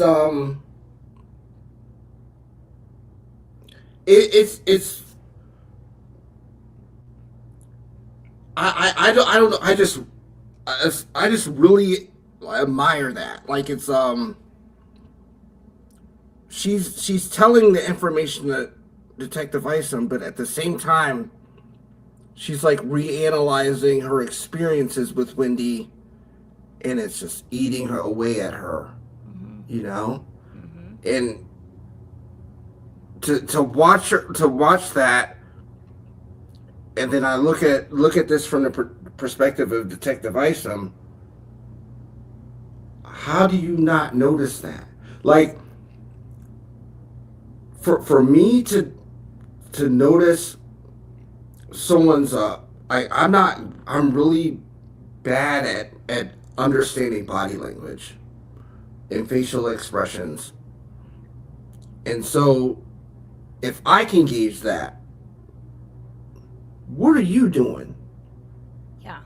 You see what I mean? Like you have, for me to, like just in, like in a video, I can rewind it, I can slow it down, I can do a lot of different things with a video to get more details out of it. In real life, I sometimes I can't really just can't tell outside of what your words say, like what's really going on with you. It's kind of like that. It's just like that for me. But Tamara Dimk, she had such a visceral reaction from reanalyzing her own experiences with someone. I really just sit here and wonder, like, what's going on with Detective Isom? Like, there's no way, like, but her and Jeff Lacasse bringing the receipts when he came back the next time around, and it's like, what are y'all doing? Yeah, well, Jeff has the same sort of shit happen in his interview. He's sitting there, Isom leaves, and he's sitting there and he says, She did this. Yep.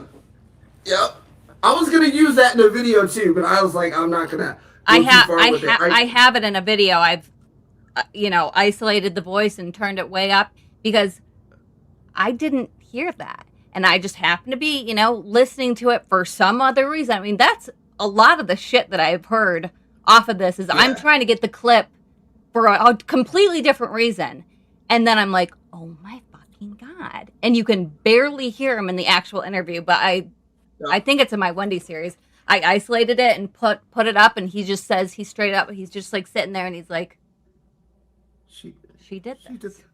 Yep. And oh man, I really I forgot what part. I remember that because like when Isom left the room, he's just sitting there and he's looking at the camera.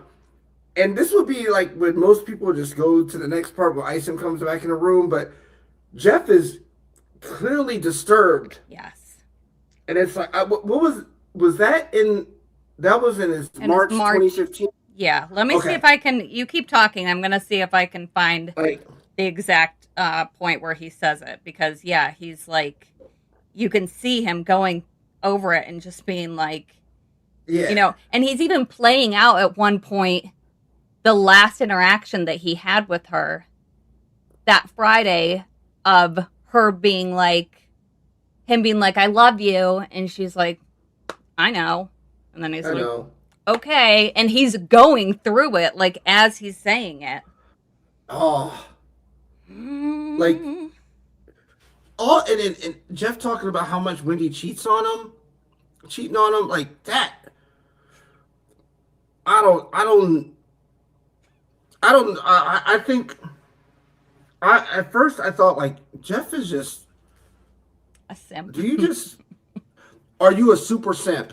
Because this doesn't make sense, bro. Like you have a PhD and you're clearly highly intelligent and you understand psychology on a clinical level.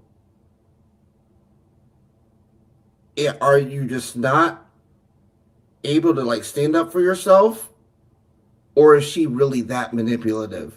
I think he felt that, and I think the only reason why she was even dating him was to be able to set him up for this shit.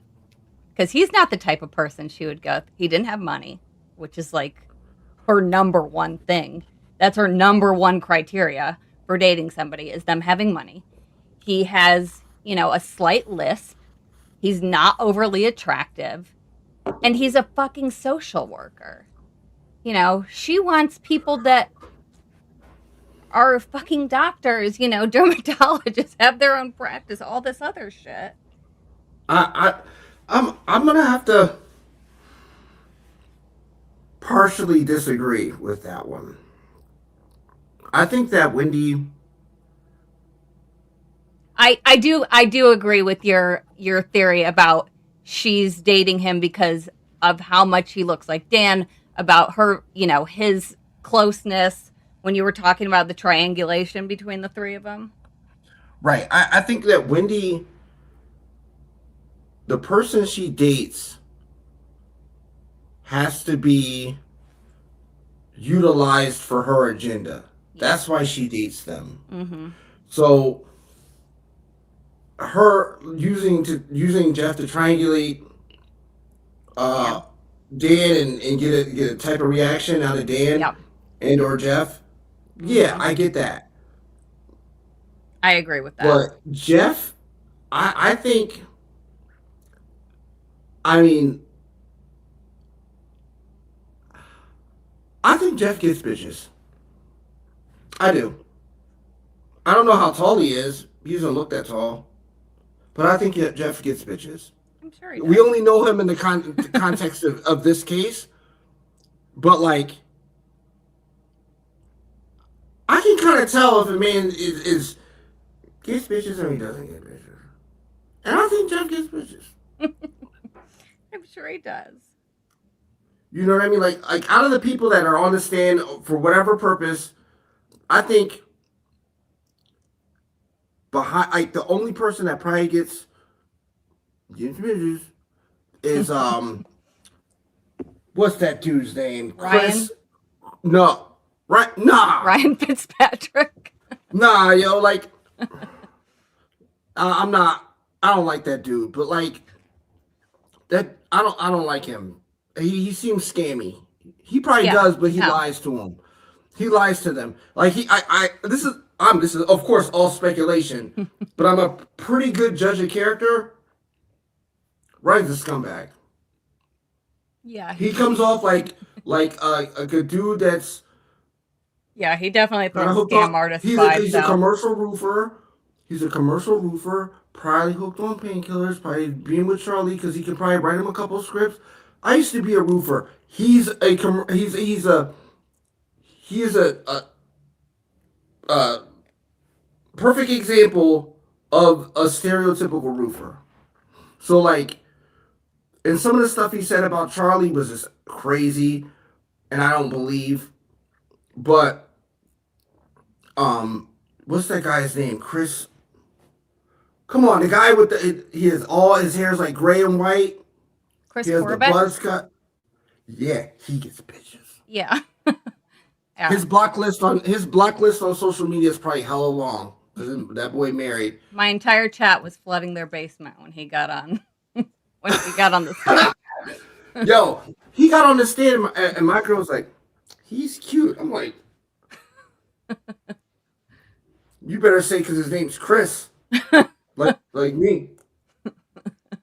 Nah, I don't get. I'm not like that. Like I don't get like jealous or anything. Like she can think whoever she wants is attractive. It doesn't bother me at all. But like someone like Whendi going out and doing stuff with dudes and coming back to Jeff like 45 minutes later and telling Jeff and Jeff not. No, like I think she's that manipulative. I don't I think. agree. I think yeah, she uses sex to get what she wants, but there's got to be some mind games in there. Well, she And I was think there dangling the was. whole family thing in front of Jeff too. He goes, she knew how badly I wanted a family and how close that he had become with the kids. You know, that's why he's like, we talked about like I should probably say goodbye to the kids if we break up, which like he was basically there to be her Manny, you know, her Manny. male nanny for Yeah, you know, and do I got. whatever, you know, she wanted to do. So I mean that that is something that like manipulative single moms do. If the guy dates a single mom and her kid really likes you and thinks you're so cool and all that stuff and it doesn't work out, oh, and they have that kid text you, it's over. You're done. Like that. I think that's another major reason that Jeff stuck around because he developed a relationship with those kids. I agree. Yeah. And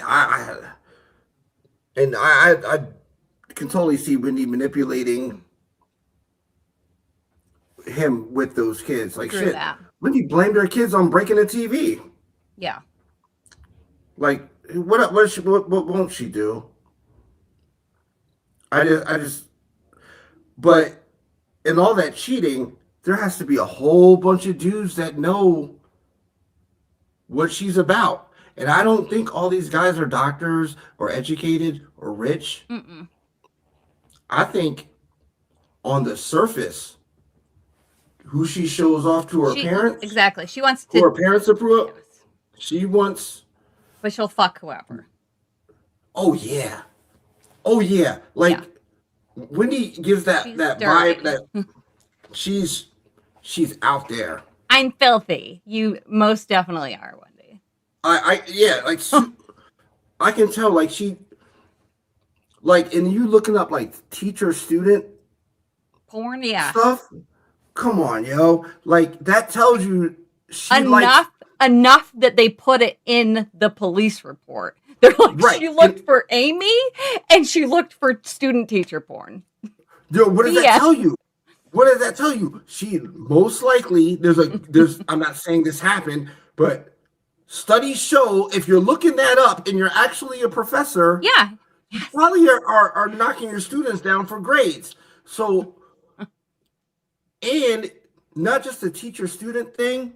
You watch the Law and Crime channel. How many of these teachers are doing stuff to middle schoolers and high schoolers and stuff like that in positions of authority? I think that Wendy thinks she's the smartest person in the room at all times. 100%. And those type of people that think they're the smartest person in the room usually are, but when they're not, they don't know. Yeah, no. It's arrogance and So, ignorance are very best friends when it comes to right, shit like right. that. And I think that she likes dudes that she believes are intellectually lower than her Mm-hmm. and economically. So, She can control them better that way. yep. Mm-hmm. Yep. But or she thinks like I think in reality she probably would go for a dude like Sigfredo. Like, not in public. I'm Yeah. talking outside of the context. Like I Underground. think her type is like white Spanish dudes, light skinned black dudes, you know what I mean? Like Mm-hmm. she has that vibe because there's Well, she's there dated. She's publicly dated several people. minorities. Yeah, yeah. She was that one guy that was like, I don't remember his name, but it sounded like, like a Latin Spanish type name. And Mm-hmm. then Jorge, you know. Yeah, his girl's fucked up. Yo, nah, no family. She can't even give that man a family discount. Yeah, I know. He's fixing everybody's teeth. We're promising all these people in jail that they can get veneers, and he can't. He can't give out to George. Come There are on, no veneers for that. There are no veneers for that. You complete gotta, extraction. yeah, you gotta, yeah, you. Yo, that's unfortunate. I wonder what he looks like when he eats. Ugh. Probably, probably some shit off National Geographic type Well, it's crazy hyena. because he's not like. Why the fuck is she with him right now? Because No, he why does is he not with her? meet. Well, agreed. But also, it doesn't seem like that's the type of person that she would go for either. But yeah, exactly. Why the fuck? I mean, Yo, like how magical is her vagina that she's fucking able to? that's I don't get it. I heard. I all right. Men can tell if you got high kilometers. All right, it's just something, and it's very obvious she has high kilometers. Her whole facts Yeah, is her body like count. probably wild crazy, Yeah. and I just don't see like George is like he's seems intelligent. He doesn't look too confident. He's tall. He doesn't. I've seen the photos of him, and he's kind of like Yeah. he doesn't look very confident, and I think that's Seems submissive. he does. He does. Like all those little like there was some kind of function that they were at. They had the little name tags on, and every picture when he's looking like the star, and George is just like this, like Yeah. I don't know. I know. Maybe it's Talking that about. she can, yeah, like she might be able to control him, but I just don't see how an IT professional, bro. You got Google. Google her. There's nothing It's there not like for he doesn't you. know what's going on. Also. Right, like you could have been Dan. We could, if this was a wrinkle in time, another time frame or whatever, where you met Jorge, Yeah. you could easily have been him, and Maybe he feels safe because the feds are already watching her. So he's like, she's not going to get me too. I actually had somebody comment on one of my videos that I should be careful because Whendi doesn't like it when people talk bad about her. I said, let her waste her time and her money to have her lawyer write me a cease and desist. So they said, no, she gets rid of people. And that's going to happen to you. I'm like, was it I on don't think YouTube? so. Yes. Was it on YouTube? Was Yeah. it on YouTube? Yeah. YouTube comments can be colorful. I know, but I'm just I saying, never, like, people have this, this psychotic idea that like Wendy's out there still remaining a threat to people. Like, she's being watched now. She's probably the safest. You're the safest you've ever been around Wendy right now. yeah, I've gotten a couple pro Wendy DMs. I haven't gotten anybody like kind of like threatening me in terms of like legalities or oh, definitely not like violence. Yeah. Like Well, I told him, I said, you might want to be careful because now you have threatened me 3 times on publicly. So you might want to be careful at this point. I said, unless you are Wendy or you know something that I don't, you might want to be careful. So, I wish someone would say something like that to me. I like that. Well, I'll sick them on you next. I'll sick you on them next time. I'll be like, you know what? Krish is about to be in here. I'll send you the comment. So have you fucking heard that? And somebody sent me the file, and I have not completely read it through yet.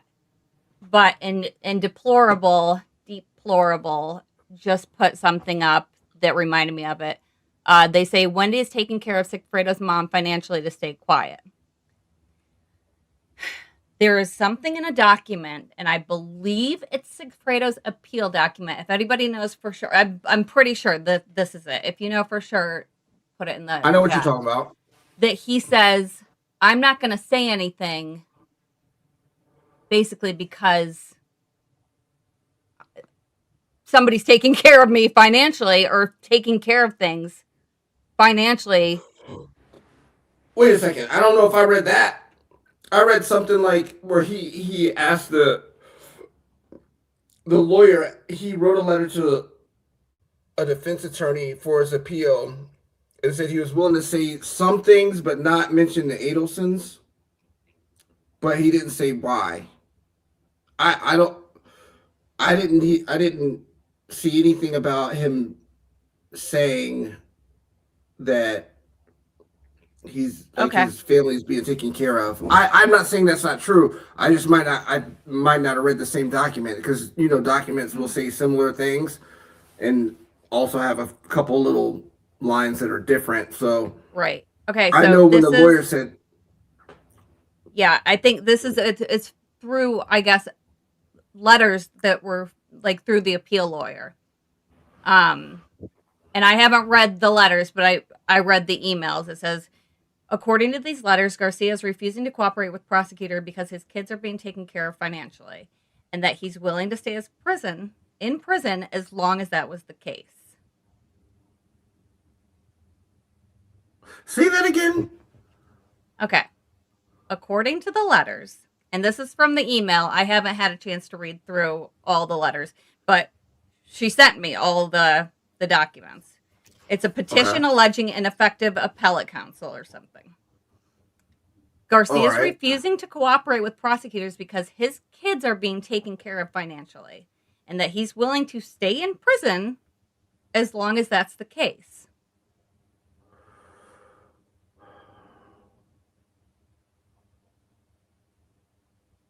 And this is a 41-page document. But this is a document. This is the petitioner alleging ineffective assistance of appellate counsel. So this is an appeal to an appeal, I'm thinking.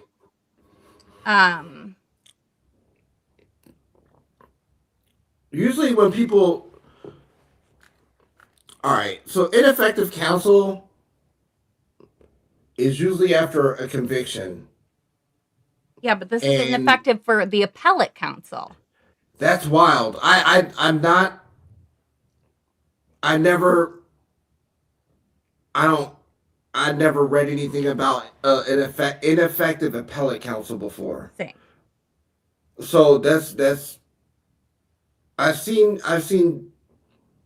the Sixth Amendment stuff with ineffective counsel, like after a conviction, but not on an appeal.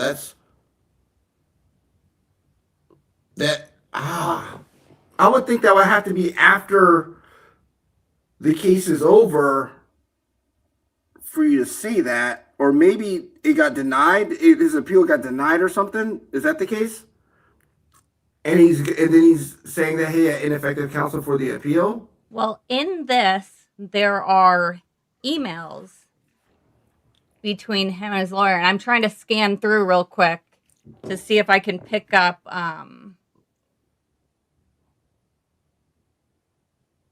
But yeah, I mean, Garcia is pissed that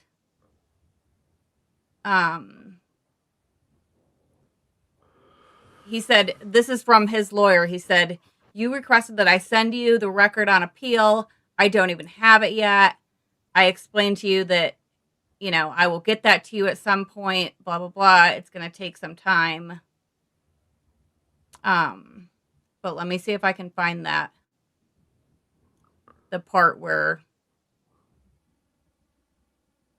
he says that he doesn't want to work with prosecutors because his kids are being taken care of financially. I mean, and maybe that's why Katie hasn't fucking said shit. I mean, she talked once after Charlie was arrested. Yeah, but I think there's some things that were going on that she's Katie doesn't know unaware about. Right. Agree. For her to even say anything. This is a mess. Like, this whole thing is just... Okay, I found it. All right. Okay, so they're saying the chances of you winning the case either by direct appeal or if that doesn't work by later attacking your trial attorney and claiming ineffective counsels are not high. Judge Hankinson is one of the most respected, experienced judges of the state, blah, blah, blah, blah. Then he said, that's point number 1. Then he says, 2, time is running out. The retrial of your co-defendant, Reed Markell murder, is coming up soon. This is probably talking about Katie.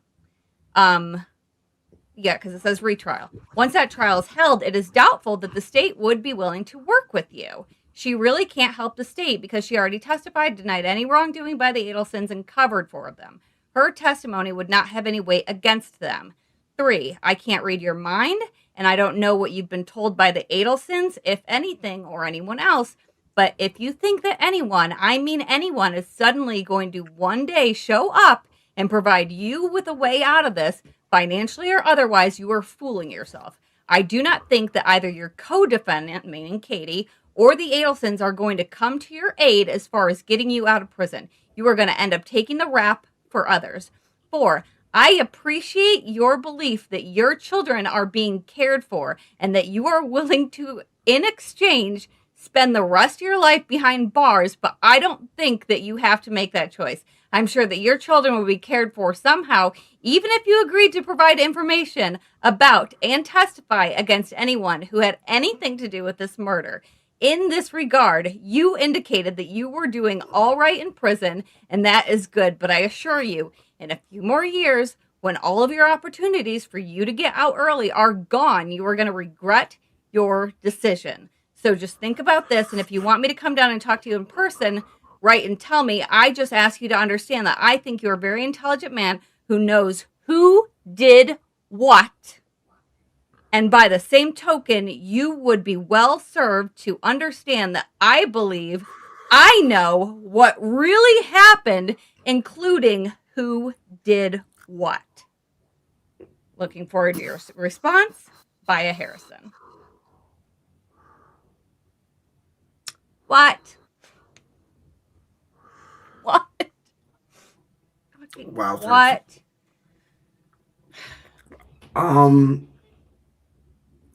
Okay, True Crime Wifey. I am reading off of his... It's him trying to claim that...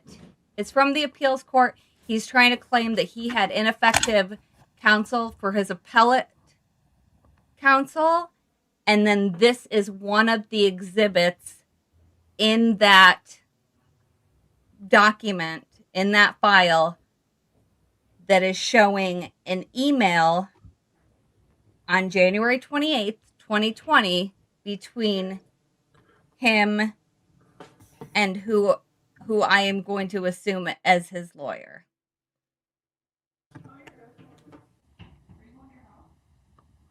Because the lawyer's like, it seems like he's pissed that things aren't going fast enough with the appeal. And she's like, I told you earlier when we met in prison that, you know, I've already begun the work of representing you, and regarding challenging in the First District Court of Appeal the judgment and sentence rendered against you in Leon County.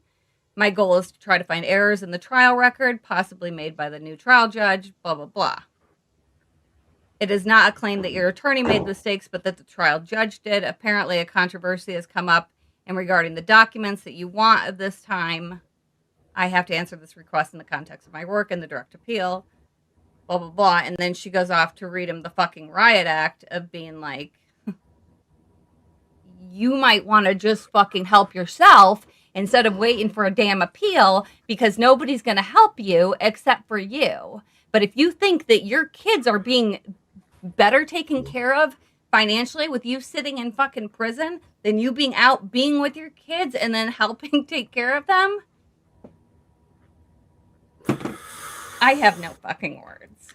No, that was a scathing letter, and I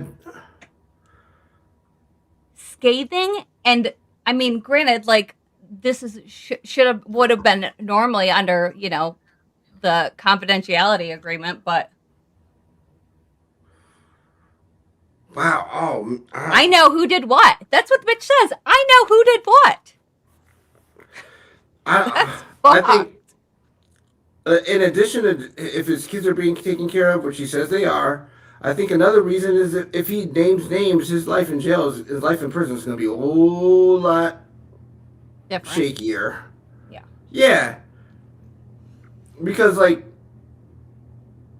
that just ratting is one thing, but, like, he's already in the routine of prison.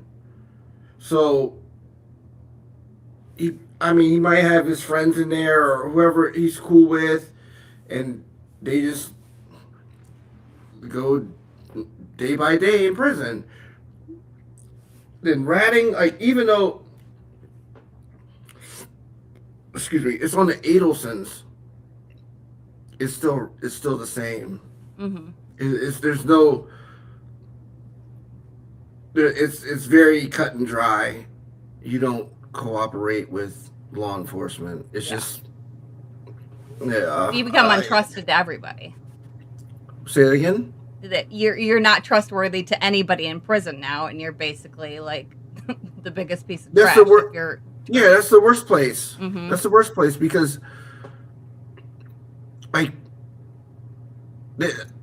it's really, it's all about self accountability. So if he's in there and he's a lifer, a legit lifer, mm-hmm.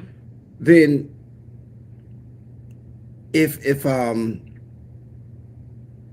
he didn't tell at any point in his past or with this case, he has, like, a certain level of trust about him, or a level of respect. Yeah, honorable. I mean, yeah, it's a little bit more. It's honorable, but, like, if someone that you're around is like, no, you just can't. You can't be around them. It's a radioactive thing. Like, it's like, so if I had a friend who at any point cooperated, they're not a friend anymore. It's just, yeah. It's as simple as that. Because you can't. It doesn't matter if they told on me. It's just, no, I can't. Yeah. I mean, I've some people don't care. I'm talking about in the outside, in the world, like, not in prison or jail. Like, if someone in their past was doing that, no, it's no accountability. It's so he would have a very tough time, a very tough time. So Yeah, so there's a couple different things working to keep his silence right, he's on the trying. I inside and think on what the he's, outside. I think he's trying to help himself in getting a release date, even though it may not be anytime soon. But he's just not trying to name names, and you can't do that. Yeah. And if you cooperate, you have to talk about you don't just talk about one thing. You have to talk about all criminal activity that you're aware of. Yeah, and everybody in prison is going to find out because they all have access to newspapers and, news articles, and your name is going to be like, oh, Sigfredo talked and he ratted out the Adelsons. So, And like, it's everybody not even will. about newspaper. Well, It ain't everybody even in about prison newspaper. would know. Like, he couldn't do it, like, secretly either. No, no, they would know before it was even on the internet. It would be like, where's he? Because you have to go Where's to he court, going? right? Where is he going? Yep. And then it doesn't take much to just ask. Oh, he has to go to court. Yeah. It doesn't take it. No, like no. Yeah, it would be figured out. It would be figured out immediately. Like just like for example, like the Nick Adderich thing, when they asked one dude and to bring the other guy, he didn't want to see Nick Adderich. It was obvious, like through his interview, that he didn't want other people to see him being taken somewhere because it's. Yeah, he doesn't want to talk. Yeah. What's he talking about? Who's he talking about? He wants to talk, but he doesn't want to see people seeing him going to possibly talk. That's what I'm trying to say. You just like you're not. And what's it? Florida is across the board, like first degree. It's like it's life 30-30 in Florida, right? For first degree murder, the only option is life. What about there's a second degree murder in Florida? It's called that, right? I wonder what that is. If that's a set thing. I'm not sure, but I know for first degree, there's only one option. Damn. So, like, when Donna was like, let's wait to sentence later, it's like, who cares if it's life plus 60 years? Like, it's still going to be life. And the plus, that's just, right. Nothing add-on time. I wondered that. Like, if they gave him, like, second... Like, if they downgraded it to second degree, like, what would that be? Does the judge have more leeway to resentence? I don't know.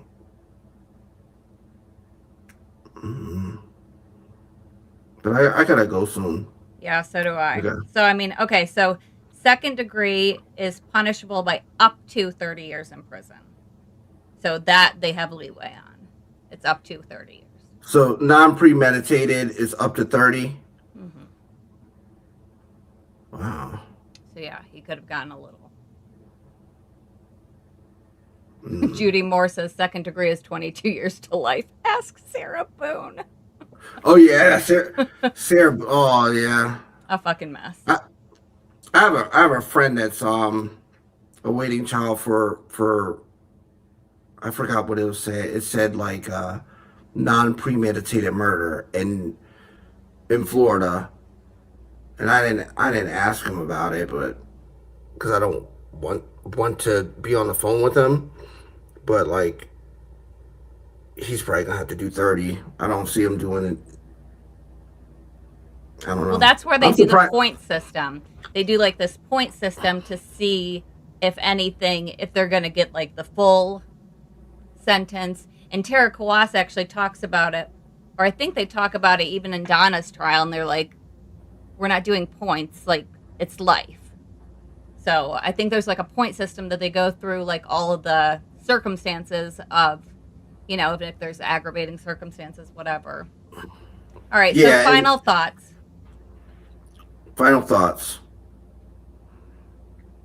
The rumor is that we're waiting on Charlie's appeal to come back from the courts. And I'm thinking, well, that could possibly make sense because, maybe they gave him a possibility of parole if he rolls on Whendi. I think if anybody's going to do it, it's going to be him. Yeah. And I mean, because he knows that he's probably not going to get appeals, so I'm sure he's already discussed it with his lawyer or at least thought about it himself. I wonder how long the ruling will take. I think it's within 60 days is what I heard. That's probably pretty soon, right? It's February 3rd, actually. No, it happened on the February 3rd. Mm-hmm. His lawyer was not that good. I'm sorry. They really didn't have much to work with, though, either. I mean, nothing was really done wrong, No. It's like Charlie got the wrong lawyer for his case anyway. So, right, you're going to use a guy that specializes in federal white-collar crime conspiracies for a state violent felony? Which is why he was Donna and Harvey's lawyer to begin with. Oh, just so stupid. Like, that's how you know they're stupid. Like, you can tell, all right, I can look at a case, right, and not know the people or the charges, and I'll just look at the lawyers and see what it's a conspiracy, and see what it's about. Is. Yep. Right, but with the Adelsons, it would have been like, oh, y'all doing white collar crime. No, y'all trying to defend yourselves off of murder. What the hell? That's wild. Like, y'all really thought like this would not come down to this, but I don't know. I think if it's 60 days, it might be before that. Like, his lawyer was not. I look at things differently. I don't look at them from like a person that's just like watching a YouTube video. I've been a defendant a few times and been through it. So like, I can tell when a lawyer is not doing good, and I can tell when someone's about to goes to court and their lawyers, may I approach Your Honor? Oh yeah, well, okay, and then oh, this is getting thrown out. This is gonna get thrown out. No, not in Charlie's case. That guy up there with the bow tie, he was talking too fast. I know they're on a timer, but that just shows like you're nervous. You're nervous. You're not really up on this. The confidence. Yeah, the confidence is what sells. Mm-hmm. I mean, confidence in how you look too. Like, really, I know you're not supposed to judge someone on how they look, but it's a reality, and Charlie's lawyer was not looking the part. I think that's why Casey Anthony got off.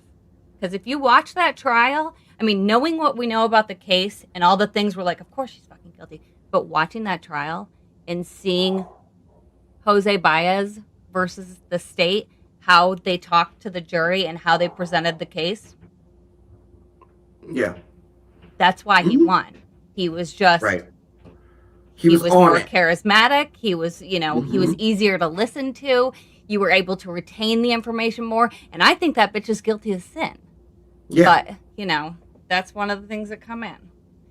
Yeah, but his appellate, I thought he was going to be, from what I read, it seemed like this guy was a realist in terms of the chances. He says like 20% appeals getting overturned, which is it's pretty good because appeals get thrown out really fast. Mm-hmm. if you get convicted of something and you file an appeal, some attorneys will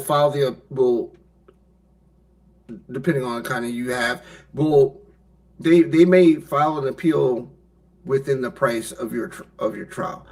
Um, some Yeah, well, Donna already he had an appellate lawyer before her trial even started. right, but what I'm trying to say is that having an appellate lawyer is is is different than a regular trial. So they have to really be on have all their facts together, and he just wasn't that. Yeah. No, I don't think that he's going to get jack shit, from his appeals case.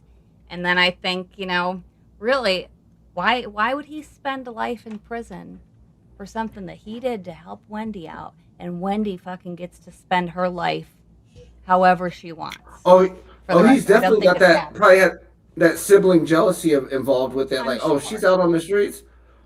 Oh, I'm sure. he's out on the Susie, you streets. want to say hi? No. All right. No, Here, hold on, like baby. Look. she's on the streets. I'm in here, North Dakota. No Miami, no Ferrari. Yeah, Nah, I can see him, and he's I already in the agree. right place. He's already in the right place. He's in the jail that that's suited for that. So Oh with yeah. the type of 'cause he can't go into like a regular prison, being like he did low key lie and snitch on Latin Kings. Yeah, Not good. that's likely why he was moved in the first place. I mean, Yeah, like those are like a lot. From what I understand, that jail has a lot of informants that have been convicted. They have former police that are in prison. They have transgender people. They have, um, and probably what Charlie would, what he said on the stand is not a good look. But in addition to that, he's Jewish. So like those white factions aren't gonna really, be cool with that. So he's kind of stuck. I think that's the reason why he's up there. well, the place he's being held at too, like whatever the section of the prison that he's being held at is for like people with severe mental illnesses too. So, Okay. because I think on STS they were interviewing a guy who was in like the same pod or like Okay. knows where everybody was, but I can totally see it. Um, like the offenders, those type of people. I mm-hmm. heard. Yeah, that's why I think From my that's where I little think he research is. that I did, because I wondered why he was going up there, why he went up there, but it makes sense. And I don't think like I bet you if he just didn't testify and say all that stuff, he might have been all right, maybe. I'm not sure. Like if he would have, like, say if he went to prison and if he had to join a prison gang. I'm not like the best. I'm not the expert on that. Um, but him being Jewish, I don't think that would be. I don't. I don't know. I don't think they say like, "Oh no, you can't be part of this group because you're Jewish." But I think that I mean, depending on the group, I'm not like I said, I'm not an expert, but I do know Jewish people that have been to prison. So I think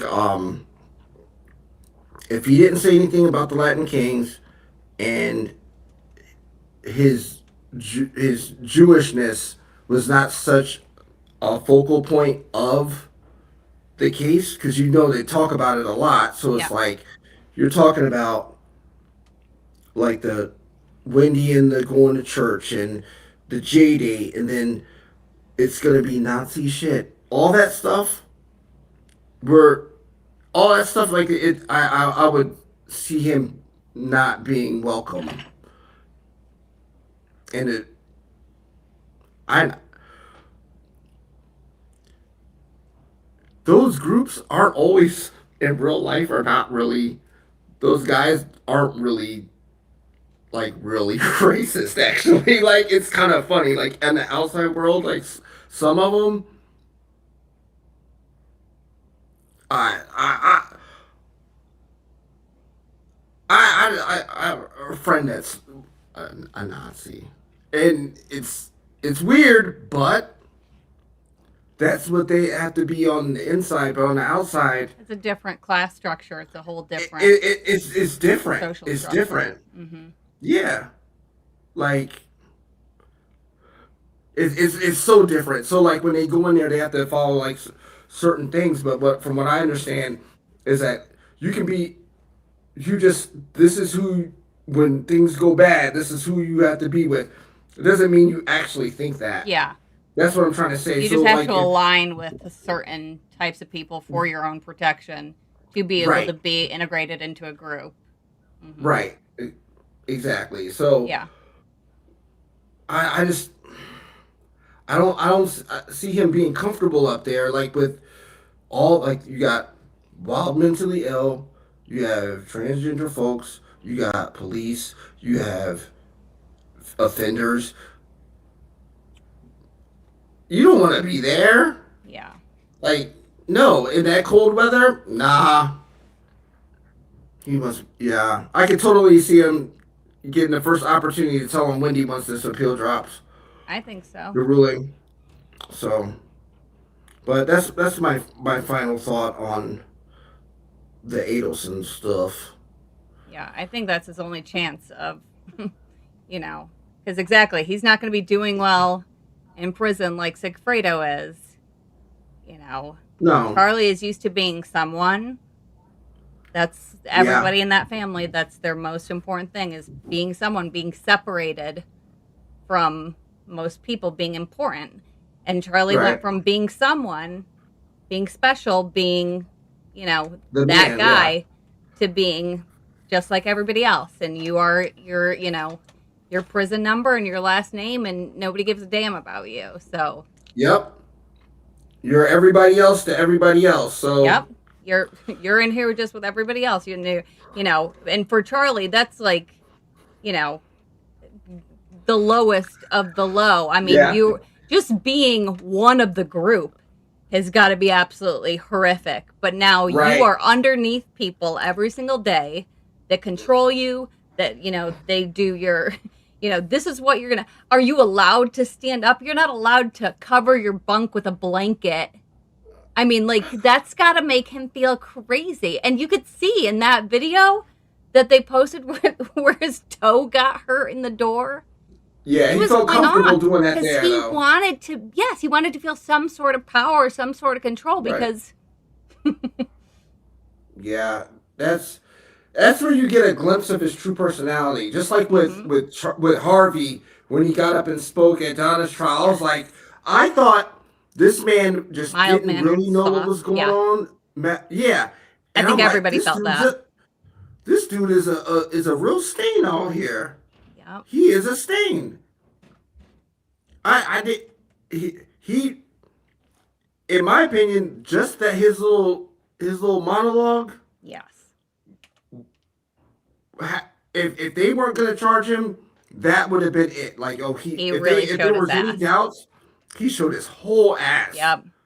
Yeah. Oh, but yeah, It was uh, crazy.